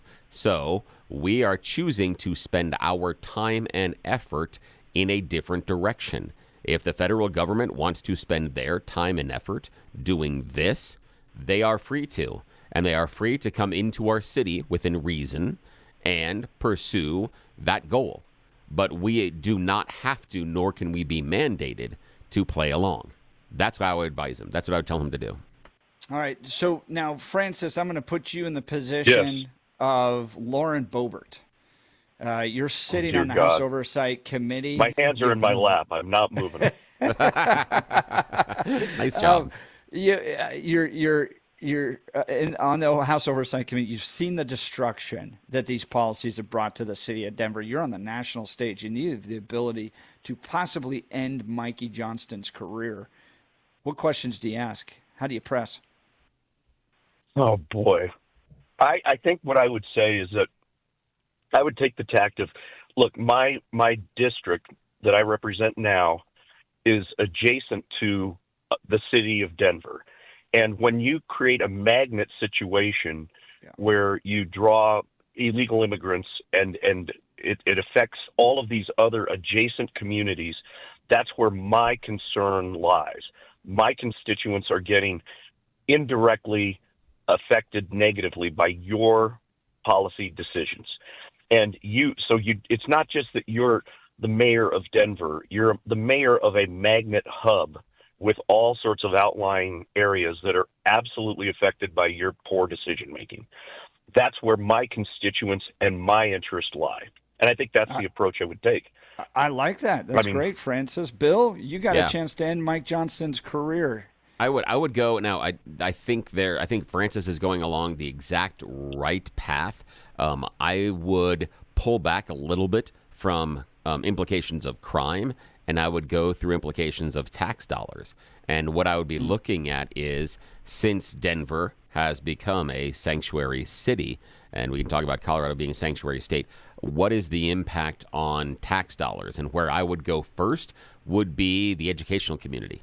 What is the cost inside of public schools, and what are the resources that we've had to, reroute in order to deal with this influx of individuals? What about, and I would focus on Johnston's immigration plan, and where I would be looking is the fact that when they were doing the audit, that he didn't know where 40% of the money went. I would focus on that. I would focus on double billing. I would also focus on his the job program. The idea of how many people did you register to get through the job program to get them into the workforce, and how many people entered the workforce? For me, I think that is the biggest failure of Johnston's entire immigrant, legal or otherwise, program inside of Denver, is he was unable to transition these people into the working force.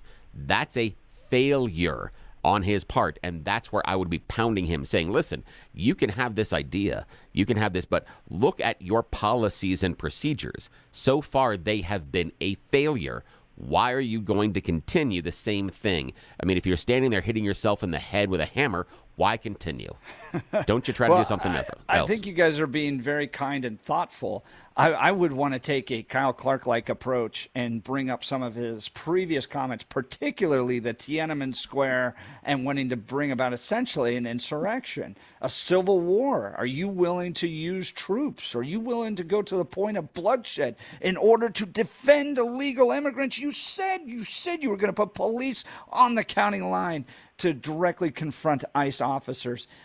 I'd like to see him pressed a little bit on those. That's a tough one because if he's smart Can enough... I be Lauren Boebert again? Oh, yeah, just say, Frank, yeah, let you be Lauren Boebert. That's a tough one for me because then I would push back and say, are you saying that the federal government should be using possibly deadly force in order to enforce these immigration rules? Are these people that dangerous? We can talk about criminals, but the assumption that illegals are all these deadly criminals, I think, is an indictment of the government. That's where I would push back on that one. Francis, your turn to be Mrs. Boebert. Okay. Here's what I would take the tact of not being like what Jeff was saying. I wouldn't try to find quotes, and I wouldn't try to grandstand it. I would try to be the rational, reasoned approach on things. And I would, like you said, Billy, start working on the tax dollar end of things, because you know what? Everybody expects her to go, ape poop and act foolish. Don't do that. Be thoughtful, do a different thing, and you'll get better attention. You'll get more attention, but it'll be positive too. And I don't expect that from her, or from me. I'm Lauren. I don't expect that from me. But that's what I think would happen. She's a fighter. That's what I love about it. Well, you know what Francis, I want to see after all of this? What? Quora requests. Tons and tons of Quora requests. Well, and I want to see every damn bill to the city of Denver. That's what Mayor Mike Kaufman has now done, because Mike believes that that 6 months of payment for apartment complex living, while that was taking place not in Denver but Aurora, it's what led to all of those problems down there. But Francis, fantastic call. Thanks so Francis. much Have a good for day. taking the time to join us. We're going to get to Mary next. You're listening to the Jeff and Bill Show. This is Denver's Talk Leader News Talk 710 KNUS.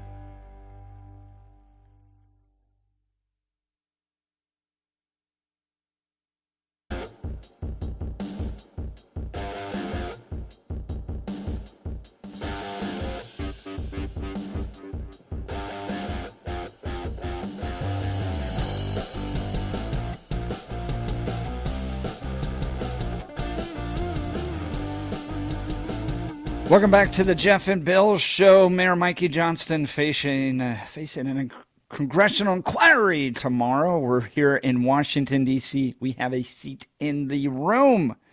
We're going to be watching live and reporting. You're not going to want to miss it. Let's go to the phone lines. Mary, Wyoming. Mary, what do you expect tomorrow with Mayor Mikey? Hello, Mary. Good morning, guys. There you are. Hi. Can you hear me? Yeah, we got you. We got you. Okay.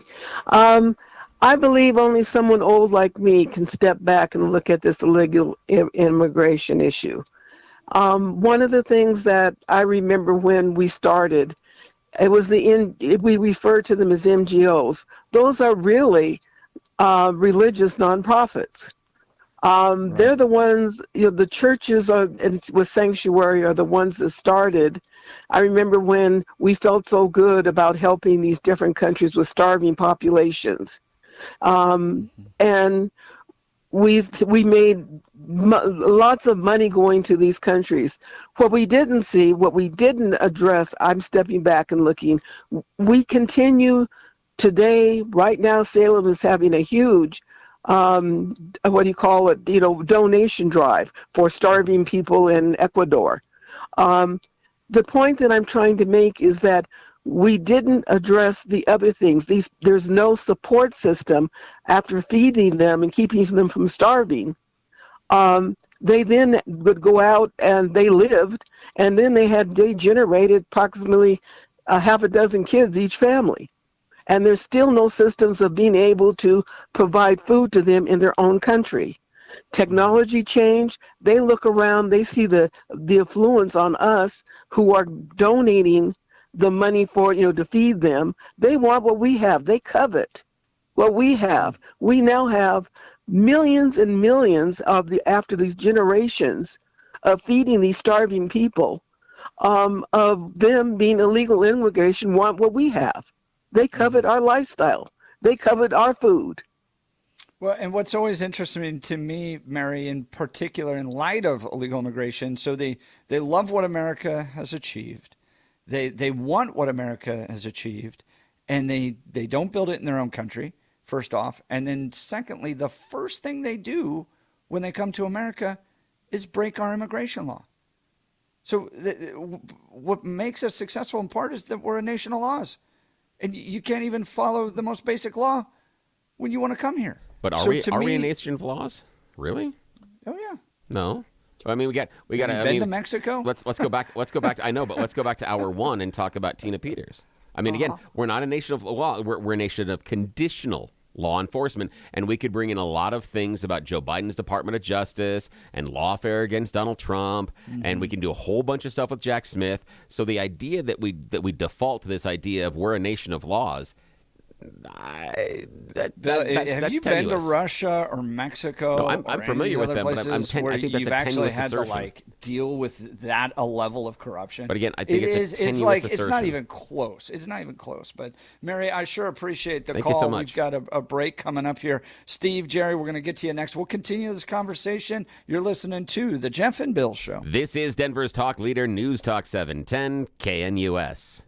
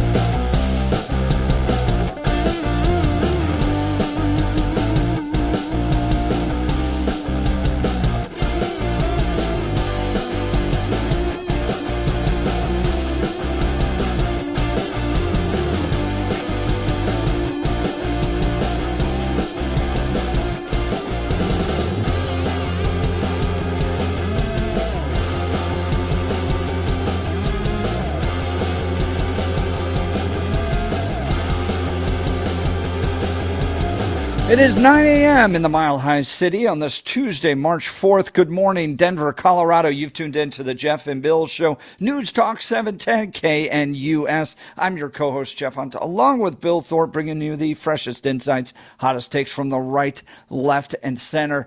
Congratulations. You just woke up in the greatest country in history. Donald Trump's your president. You're a doer. I know you. You're off and running. You're heading to work. You're heading to school. You're raising a family. You're making this country great, and we're proud of you. Thanks so much for tuning into our program. We've got a whole hour. We're going to dive in to both Mikey Johnson's testimony on Wednesday, because we're here in Washington, D.C., but then tonight, DJT, Donald Trump, giving a joint address to Congress. What do you expect to hear? We'll get into that as well. Let's go back to the phone lines real quick. By the way, we had Steve on. Steve had to get off, but we're talking about what you expect Mikey Johnston to do tomorrow in defense of Denver sanctuary city policies on the national stage in front of a Republican-dominated Congress. Yeah, and I love Steve's comment was all Denver mayors in my lifetime have sucked. Why do I expect the next one to be any different than the last loser? So I appreciated that sentiment, but he couldn't hang on with us. And this was before I was a newsman, a commentator, but Hancock had his own issues too. So did you? Yeah, you can roll back for a while. Yeah. They provided rich content for us to talk about. Jerry in Denver's on the phone lines. Good morning, Jerry. Morning. Thanks for joining the Jeff and Bill Show. Hi, you guys. Thanks for having me. It's been written and said that Johnson seems to have higher political aspirations, and the Democrats need a fresh face for Democrats because they're in great need of new blood. So I'm thinking that this is basically an audition for Johnson to see if he can take the pressure and the criticism of the higher government officials. He's probably loving all the attention he's getting and getting to meet all the high-flying Democrats. And this way he would be on the list for Soros financial support if he can take the heat.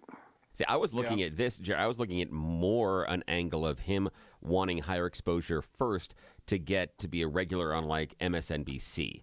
Showing up on the Rachel Maddow show because because I think that's where I'm thinking first is he's trying to jump to that level to raise his profile so that then he is the Denver mayor that is fighting for the illegals and he's the person that did so well and then from there maybe leapfrog it into a higher elected office. But for me, I think this is I go a little bit different. Rather than him seeking political office, I think he's seeking that consultancy, that idea of just being on retainer so that MSNBC or whoever calls you and you fire up the camera in the living room and just talk for 5 minutes and the check clears.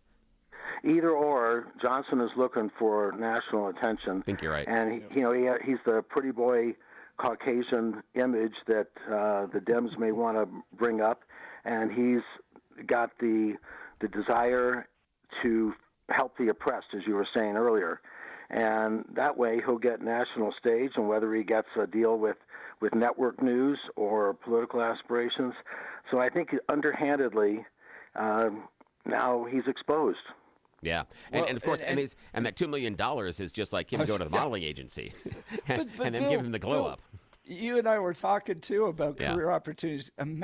Just imagine you could get $2 million to go out there and advance your career, paid for by Denver taxpayers. That's a good one to add in there. Man, Jerry, what do you think about that? The fact that we know Mike is trying to get to another level with this, whatever way, politically or, being the consultant side of things. What do you think about the fact that he is using the Denver taxpayers' money in order to facilitate this? What's your feelings on that one? When they become parasites, political parasites, that's the image we have. And it's abhorrent. Our property taxes are outrageous.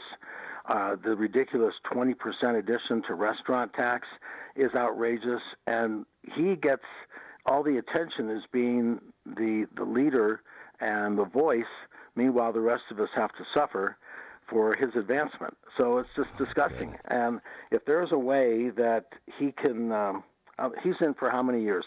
6 years total? Yeah, I think so, something like that. As mayor, that's really sad. So we have to suffer with this. And who would take over if suddenly Johnson gets appointed to another position? Yeah, at this point, that's a really good question. That is, yeah. Who takes over after if the mayor aborts ship? Who's next in line? Is there an election? Yeah, I think so. I think in the short term, I don't think there's a vice. I don't remember. There's a vice But mayor. I was just looking at this though. This is the weird thing is we're talking about the $2 million. And I just out of curiosity, Jared, while you were talking there about how we're spending the money, I just wanted to do a little back of the envelope type of math. And if we take that $2 million and let's just say that we divide it by 100.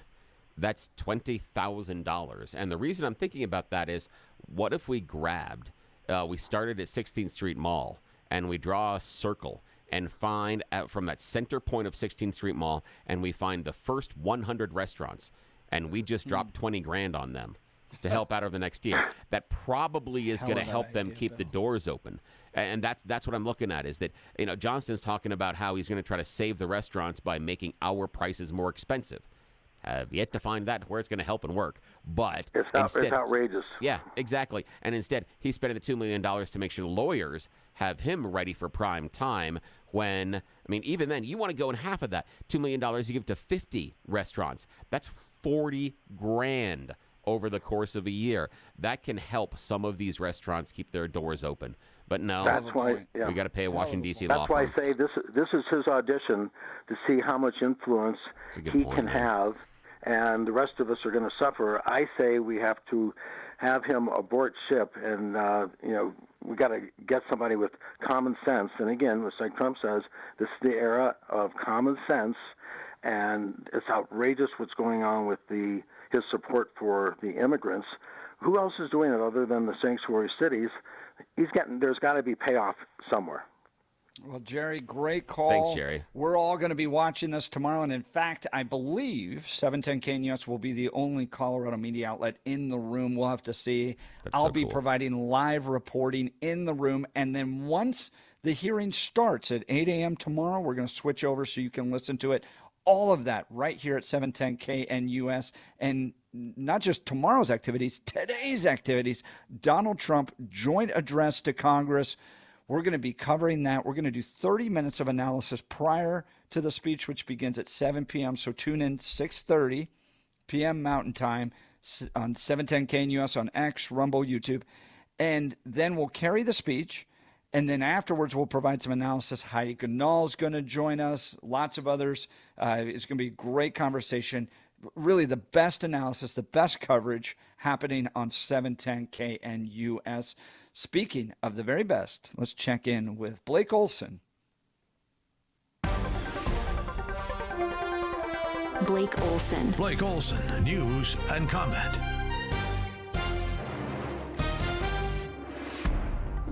Thanks a lot, Jeff and Billy. 40 and windy and cold, feels like about, 24, 25 degrees, but it is 40 out there. In Denver, expecting a high of 47 today. The 7-10 5-day forecast is coming up. Our top story. And they're losing thousands of soldiers a week. And that's not including the people that get killed every time a town goes down or a missile goes into a town. Once again, DJT is pausing all military aid to Ukraine. White House Press Secretary Caroline Leavitt says FAFO, F-A-F-O. To negotiate peace, you've got to bring both sides to the table. And in any good deal, in business, in politics, usually both sides leave a little bit unhappy. And I think President Zelensky, unfortunately, is failing to realize that at this moment in time.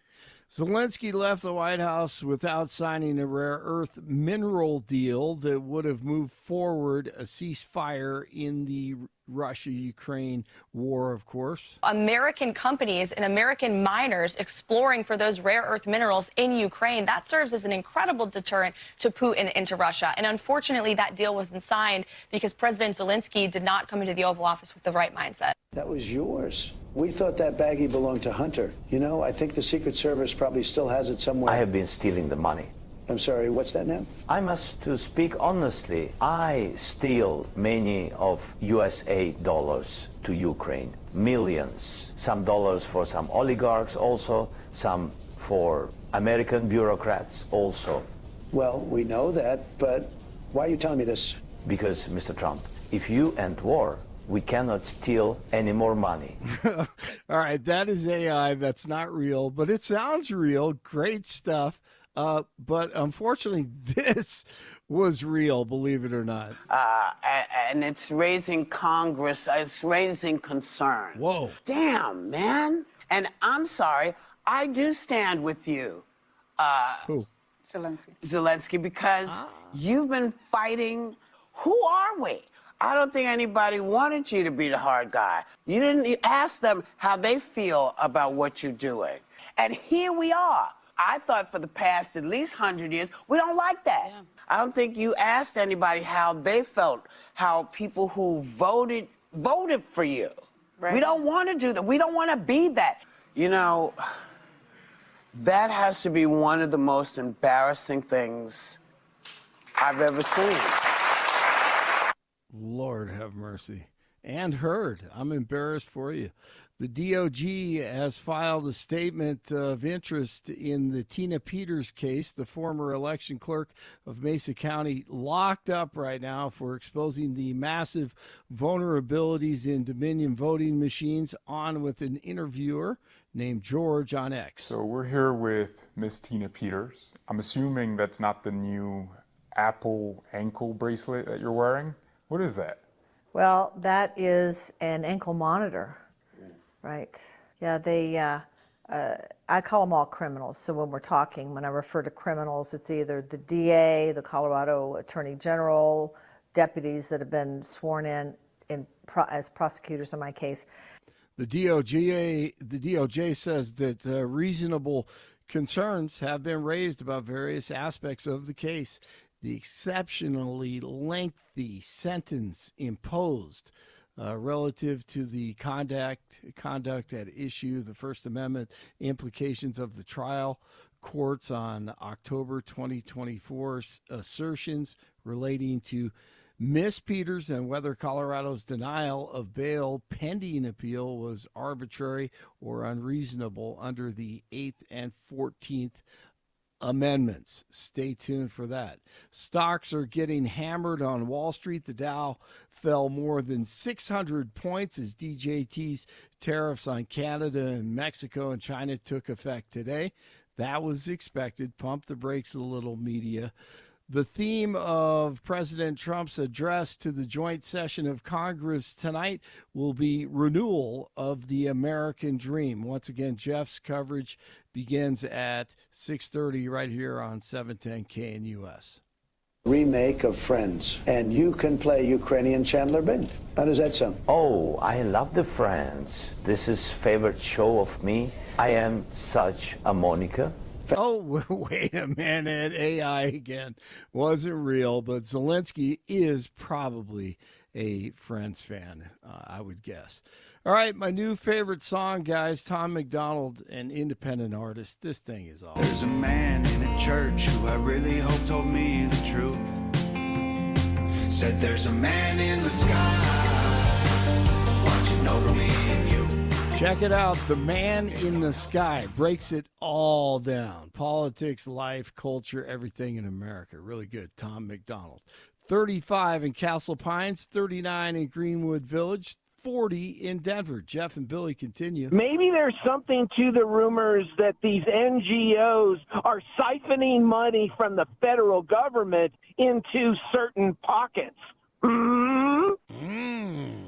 Blake Olson, News Talk 710 KNUS. After a beautiful spring-like weekend in Denver, the weather pendulum going to swing the other way now. 20 to 40 miles an hour, gust to 50 miles an hour as a deep storm in the plains will cause a lot of wind along the front range. Temperatures will be in the 40s. We cannot rule out a renegade snow shower passing through. Lows tonight, low to mid-20s and still breezy. A break in the weather Wednesday, rebounding temperatures to the mid-50s, clouding up Wednesday night, a low near 30. Mostly cloudy and colder. Areas of light rain and snow Thursday night into early Friday and colder.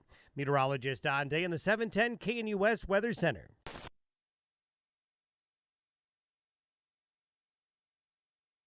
No, it's not Friday yet, but we're going to get back to the regular part of the program here in just a second. I want to take a moment here on the Jeff and Bill Show to talk to you about a brand new advertiser. Wound Care Associates of Colorado has joined the show, and we are so excited because this is a little personal for me. Here's the deal.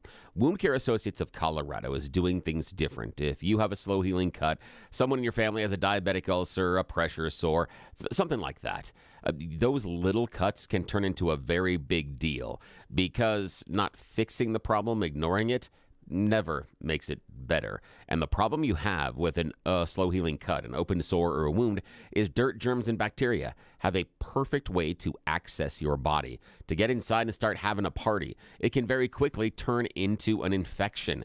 That's what happened with my aunt. She had a chronic wound on her leg. While getting some of the treatment, she developed MRSA. Yes, MRSA was not existing beforehand, but during the treatment, it found a way into the body.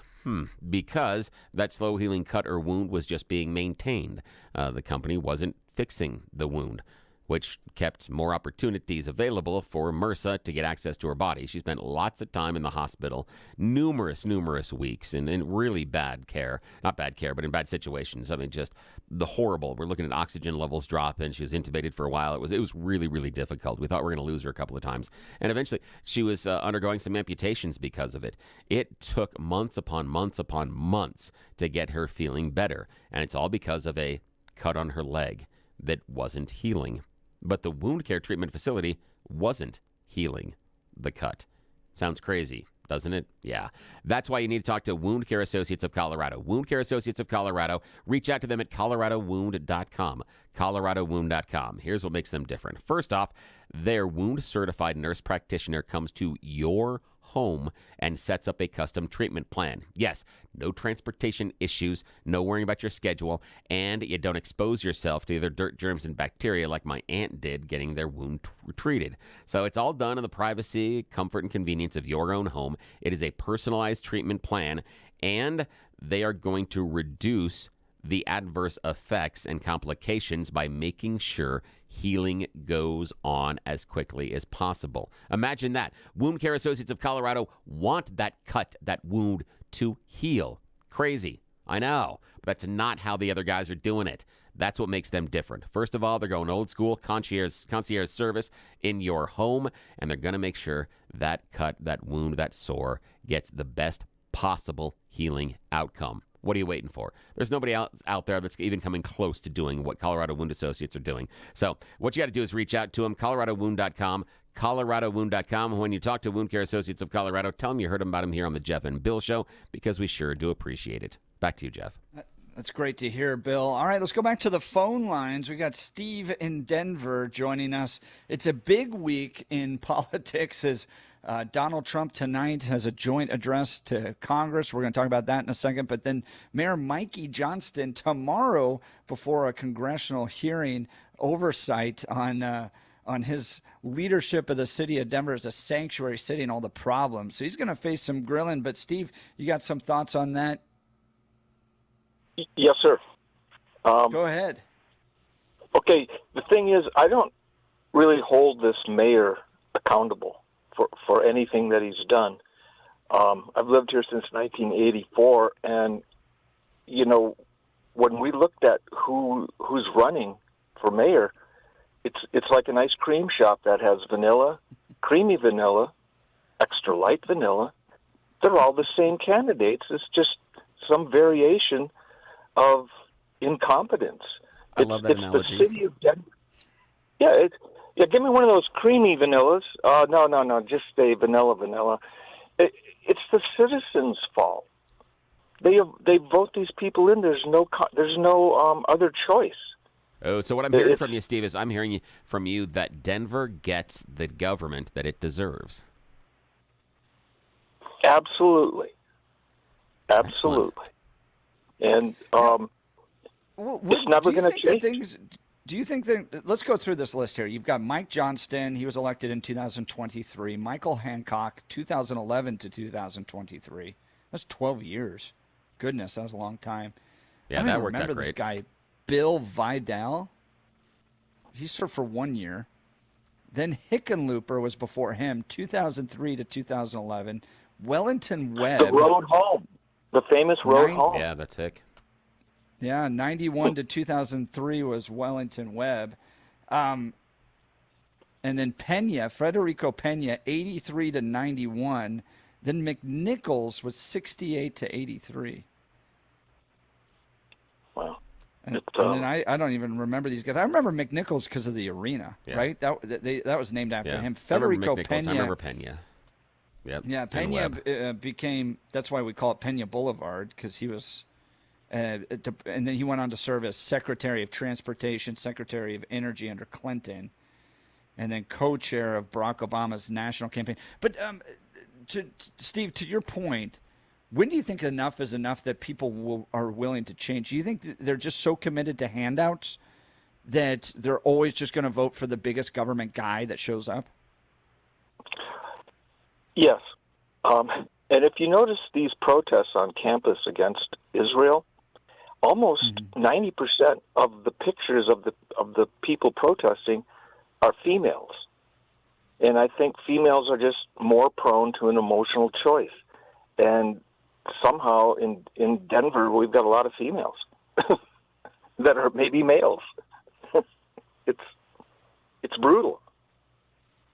All right. Well, Steve, appreciate the call. Thanks so much. Steve's line will be open, 303-696-1971. I'm not sure gender has anything to do with the voting. I just think that it's more and if dependent on the kind of progressive ideology that they just love the most compassionate big government person that shows up. And if it's gender, then the females are now 51% of the population, so it's not probably going to go the other direction. Maybe not. So that's something that's I don't know. I'm always when that type of an idea comes up that women think this way, men think this way. I'm always reminded of there's a comedian out there and I forget his name, but he talks about the idea of having a woman president, and someone saying that the critique is that the woman president, maybe during that special time of the month she can go a little crazy and start a war, and the comedian is like, yeah, if so, that's probably the best reason ever to start a war, given the others. Because all the others are, I want to kill all these people.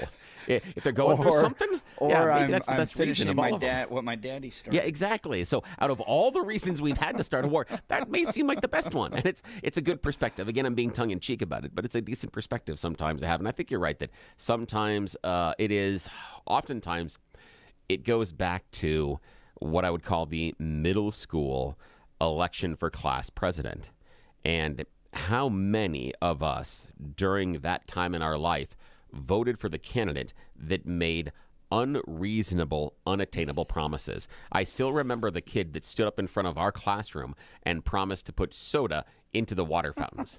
There's no practical way that could be accomplished at all. He didn't have the power, didn't have the ability, but guess who won the dang election? So you're saying we take our mayor's office as serious as we did the class election? Yes, or we are just as stupid right now voting as we were back in middle school voting for class elections. Yes. One or the other is true. I'm not sure which one. We can figure that out later. Well, tonight, Donald Trump is going to have a joint address to Congress. What do you expect to hear out of it? This will be the first address in his second term. Now, news coming across the wire now that multiple Democrats won't be attending. See, Bill, I thought that we would get a little show, and I'm all about characters. I'm all about pro wrestling hype, a little bit you lie, a little bit of dress all in white. I thought maybe the Democrats are going to show up in all blue and yellow, but Diana DeGette joining some of the Democrats that won't even be in attendance. What do you think of that? Weird. That worries me. I'll take their seat. Diana, call me. Yeah. I'll take your seat. I'm here. It worries me because both things. The tendency towards, speaking out and the performative stuff, and, how long until we have people unfurling big banners. What about chants? And what's going to happen is that if we allow the interruption of the speech, eventually someone is showing up with one of two things: either an air horn or that vuvuzela. One of the two things. And I can't stand the vuvuzela. Cannot at all. And that's a soccer thing.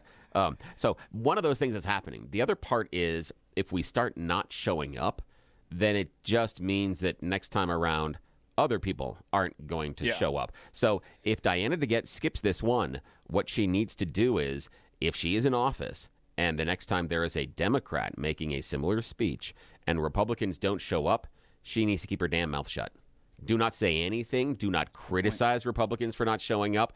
Do not say a word. Otherwise, you're a giant hypocrite.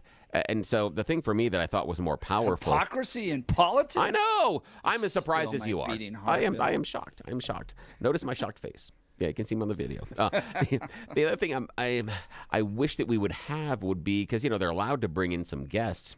One of the things I thought was clever by the Democrats is bringing in some of the fired federal workers. Yeah. And I saw that. and you don't bring in the IRS agents. You don't bring in the accountants. You bring in people like the forest rangers. You bring in those that everybody has a positive feeling about. And you bring them in if they still have the uniform, yes. If not, you go and find some place and you print T-shirts. You do something. And that's the idea, is if you would all maybe would go out there and put something that would appear on, on camera very well. All white T-shirts, or because you're Democrats, a whole bunch of blue T-shirts with white writing on it saying, I'm one of those federal workers that has been fired by DOJ, something like that. And if you can put what there, again, it would be too much cost to probably print everything on the back, but put a list of all the people that are there, or at least where they worked and how many there are. I think you've got something. I think there's a visual there, and can also look at the direct impact. Or something like Trump and DOJ, made me unemployed. I'm a former so-and-so. I'm a, and you could even do it if you want to color code it. Certain colors for the Forest Service, certain colors for, maybe it's something in the education department, maybe it's something else. And so decide what that is. I think that plays better because of the visual. And this is a visual medium. I think that's a better idea than just not showing up. I think that's an abdication of your responsibility and of what of what this, event is.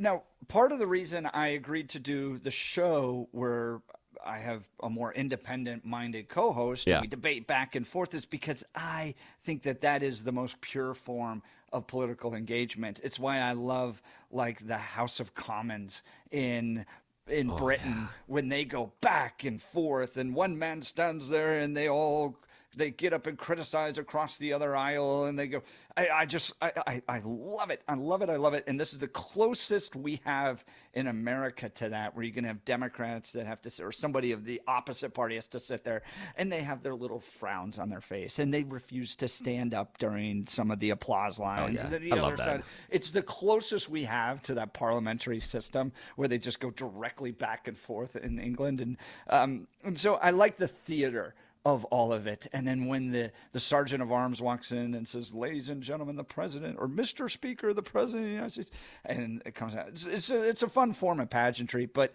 you don't get Democrats in the same room with Donald Trump all that often. Take advantage of it, Diana DeGette. Oh, absolutely. Have some fun with it. A little pushback here and there. Wouldn't mind seeing. Let's go to the phone lines. And then I want to hear also from folks, what do you expect to hear today? So big thing for me are tariffs, because traditionally conservatives have been opposed to tariffs, but there's a real question about the state of our economy and whether or not free trade has kind of worked too well to the point where we're outsourcing all of our labor, and that's creating additional consequences. Look, economics is trade-offs, and one of the trade-offs with global trade has been everything's cheaper, but we're not necessarily providing quality jobs in this country anymore. And so the opportunity to move social classes has kind of stalled. So I'm intrigued by Trump's tariff, but you're seeing the effects of it today on the market. Is it just kind of a temporary resettlement, or is this indicative of larger economic problems? I'd love to hear from you. That's what I'm looking for tonight. I'm looking for two major topics. One, tariffs. Two, Ukraine. Those are the two big things I'm looking to see what Trump has to say about tonight. What are some of the issues you're interested in seeing? Bill, we got a caller. I'm sorry, I forgot. Yeah, we've got Jesse in Denver calling us. Hey, Jesse, how are you? What's on your mind? Hello, guys. Yeah, Bill, like, you have the same voice as my nephew, and he's just as smart as you are, buddy. Well, thank you so much, and I will take that as a compliment. Jeff. He was not intended. Yes. All right on. Jeff, yeah, I haven't talked to you, remember, since you hosted for for on Saturday for Peter. And then like when you asked me if I was like from another earth, no, like from another country. But the reason I called you guys was when you were saying the middle school voters. Did you ever see that Golden Girls episode? No. Which one? There was this episode when Dorothy was like saying that one of the school classmates would say like, vote for me and I'll show you my wee wee. Oh, yes. I do remember that one. I do remember Yeah, that. We missed the Golden Girls. That's how like the people that are like saying, okay, I'll show you my muscles and what I'm gonna do for you and the stimulus checks that I'm gonna give. So vote for me. That's a and good they angle. don't want to look at the future. They want to look at, I'm gonna get a stimulus check soon. That's an interesting one. And I think you've got something there that sometimes we are making these choices based on what I'm going to get out of it. About what, and I do think also that sometimes the voting choices we make are based on who's going to be hurt by the candidate that I'm choosing as well. That sometimes that can be a motivation. Right, and I don't know why they got it against like Donald Trump, that they only wanted to make him a one term, and they wanted like, and I hated the way that Pelosi would call the shots, and and that the former president would never attend nothing, and like Obama would call the shots from the basement of somewhere else. And then after they got elected, I mean, after they kept giving money to Ukraine, like Obama would keep going to Dubai to deposit money on his accounts over there. We'll have to look into that one, Jesse. I appreciate that. I haven't heard the thing about Obama in Dubai. I'm not certain about that one, but I'll have to look into that. Don't know All right, don't enough to Jesse. say it's right or not. Thanks so much for the call. Appreciate it. He's not wrong about, look, it's human nature. I think most people vote for the person that's going to get the most for them. Yeah. I don't disagree with that. Yeah. That's what I do. I think that's what Bill does. Yeah. And in my mind, a free market, limited government provides more opportunity. But I think if you're relying upon those government services, you're going to vote for the person that provides the most government services. The problem is you got to come to realization at a certain point, it's not actually solving any of your problems. Right? If you're electing the same type of mayor over and over again, and Denver continues to stink, and you're not advancing up the social index, all that stuff, I think you got to be willing to look in other directions. And so, good point from Jesse. And if you're rich enough, you can donate enough to a candidate and then be put in charge of a pretend agency, and then cut all the regulatory agencies that are coming after your company. So again, win-win. We all vote in our own best interest. Yes, we do. All right. Speaking of your own best interest, I want to talk to you about our friends over at Mountain High Appliance. It's a new year, and it's time for you to get a kitchen upgrade. Save big during Mountain High's President's Day event, which is still going on now. Save up to $3,700 on premium KitchenAid appliances. KitchenAid has been a trusted name in homes and professional kitchens around the world for over 100 years. Built to last and made for those who love to cook. When you think appliances, think Mountain High Appliance. This deal's still going on, but I think for only one more day. So you got to take advantage of this now. Mountain High Appliance. Check out their KitchenAid deals. We'll continue with your phone calls and texts. I'd love to hear what you want to hear tonight. Big night.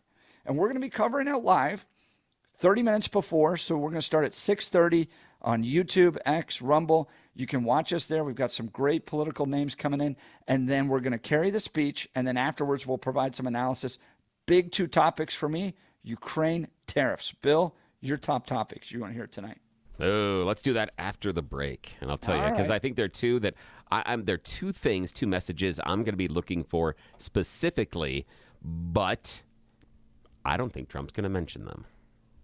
Yeah. Interesting. We'll get to that and more. You're listening to The Jeff and Bill Show. This is Denver's Talk Leader, News Talk 710 KNUS. At this hour, I'm Christina Owayo in Dallas, and here are your top stories.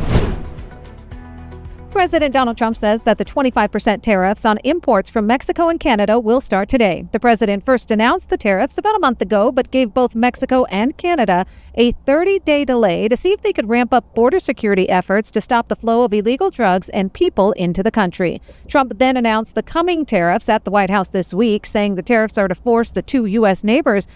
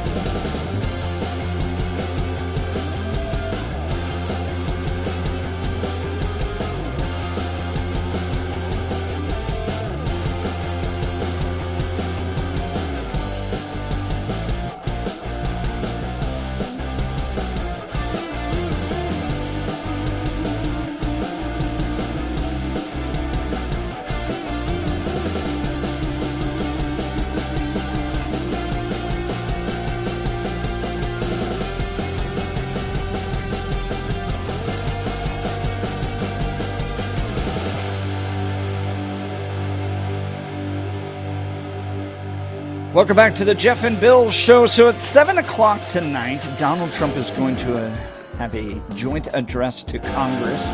The House, the Senate, Republicans, some Democrats, some are sitting it out. Diana DeGette, come on. Come on, Diana. I'll take your seat. She's sitting it out in protest. What do you expect to hear tonight from the president? I've laid out the two big things in my mind. I want to hear about tariffs, because we're seeing those be implemented now against China, Mexico, Canada. And then I also want to talk about Ukraine. We're seeing some changes coming from Zelensky. CNN reporting that Zelensky describes Oval Office meeting as regrettable, but says he's ready to negotiate peace. So those are the two big things for me. Bill, tonight, what do you want to hear from President they Trump? kind of dovetail a little bit off of what you were saying, because you're talking about the tariffs. That's a good one. And what I want to see is where's the promise on things getting cheaper? Because Donald Trump said day one he would be ordering all of his cabinet staff and everybody else to do everything they could to lower prices immediately. Yet we've had no such directive, no such executive order, and prices and inflation are going the wrong way. And GDP is also shrinking based on forecasts. So that was one of the things he promised to lower energy prices by 50%. Where is that? But I don't think he's going to mention that. I think he's going to lean into the tariffs, but as we've outlined on the show, he's wrong about the tariffs. How he explains them, how he feels they draw funds, who pays them, long litany. So I'm curious to see if he repeats that misinformation. The other one is I think that he is going to start laying the groundwork for a withdrawal from NATO. I don't think he's going to make the announcement today, but I do think he is going to lay the groundwork as them being ineffectual and a bunch of other things. And so I think that's where he's going. So it kind of dovetails off of your idea of Ukraine. But I do think that he's going to start planting those seeds. But the one that really concerns me is the idea of the economy. We just had the Atlanta Fed, who, what was it, 2 weeks ago, 10 days ago, said they expected the GDP in America to contract by 1.6%. In the last 48 hours, they upped that to 2.6%, which given where we are right now would be a swing of 5 percentage points from the GDP expanding to contracting. And even Trump's economic advisors said they want to start removing government spending from GDP numbers. That's nothing more than creating cover and confusing the issue. Because anybody that knows what they're doing can add the numbers back together and know exactly what the number is. And by removing the government spending, it allows them to make it look not as bad. So by the idea that they are suggesting we need to remove government spending from the equation of GDP tells you internally, in my opinion, where they think that number is going. And it's not positive for them. So they need to find a way to obfuscate the number. If the Biden administration was doing the same thing, I would have the exact same critique about what they're telling us. So that's what I want to hear. I want to hear economy, and I'm looking for that groundwork to withdraw us from NATO, because I think it starts tonight. Let's talk also the response. The Democrats are going to put up a senator. This is weird. In the response to this, let's see if I can pull up the White House email that just came through on this one. Who are they putting up? But because this is always like your first shot at prime time. Yeah, it's Alyssa Slotkin. She's no the idea. senator from Minnesota. And the Democrats really like Minnesota. Isn't that where Tim Walsh came from? Yeah, it Does is. anybody remember But Tim Walsh? Minnesota's been an interesting place for them as far as the percolation of Democrat thought. It's an interesting place for them. They're in Michigan, so I can see why. In Wisconsin is a whole other bag. But I can see why they lean into Minnesota. It's still the kind of Midwest Democrat as opposed to what I would put Colorado in now, the California, Washington, Oregon Democrat, which is just the And I'm Looney curious Tunes. to see what her message is going to be as well. What tactic is she going to take? Well, the Trump White House already messaging against her, an email that just came out. Slotkin voted against overturning Biden's tailpipe emission rule, a rule that would force automakers to sell more electric vehicles, killing auto manufacturing jobs. President Trump stood up for American consumers and auto workers and repeal this de facto electrical vehicle mandate. They're saying she's open borders, pro-EV politician. Slotkin has repeatedly voted for open borders. President Trump has moved swiftly to secure our borders. One of the things I think Trump can do is point to a lot of wins over the last 40 days. I think it's been 43, 44 days since he became president of the United States. That's interesting. And in that, a lot of executive orders and the border crossings, a big one that he can tout today. Now, I think the border crossings are 110% correct. I'm not certain. Again, I don't think the average voter is going to really get it, but I don't think that the long list of executive orders are really the long-term wins that the MAGA fans believe they are. Because remember all of the executive orders that Donald Trump immediately reversed from Joe Biden once he stepped into the office. That if this does not go through the legislative process, the next time you've got a Democrat in that Oval Office, all this stuff is undone with a swipe of a pen. So they've got to move this into the legislative field. I'm also very, very surprised that part of the rocks being thrown by the White House are the EVs. That's curious. I mean, don't they know who's running Doge? Don't they know what his major money comes from? Where all of his support is? I mean, and Tesla derives a large portion of their revenue from selling carbon credits to other industries, not from selling the automobiles. Their automobile sales are down year over year and going very, very, very farther down in this first quarter so far. They're not selling automobiles at all. It's they're the having a problem. mandates that they're pushing back on. But we'll get to that and more. I want to hear from any callers. You've got one more break to get in. What do you expect to hear tonight? What do you want to hear from Donald Trump? I think there's a lot to celebrate. But the two big things I'm looking for, tariffs, Ukraine. Billy wants to hear maybe possibly a withdrawal from NATO, doesn't want to hear, but expects to hear possibly the groundwork for withdrawing from NATO, and then also the economy. That's what we're looking for. What do you want to hear quickly? Give us a call, 303-696-1971. This is your chance to be on the radio. You're listening to The Jeff and Bill Show. This is Denver's Talk Leader, News Talk 710, KNUS.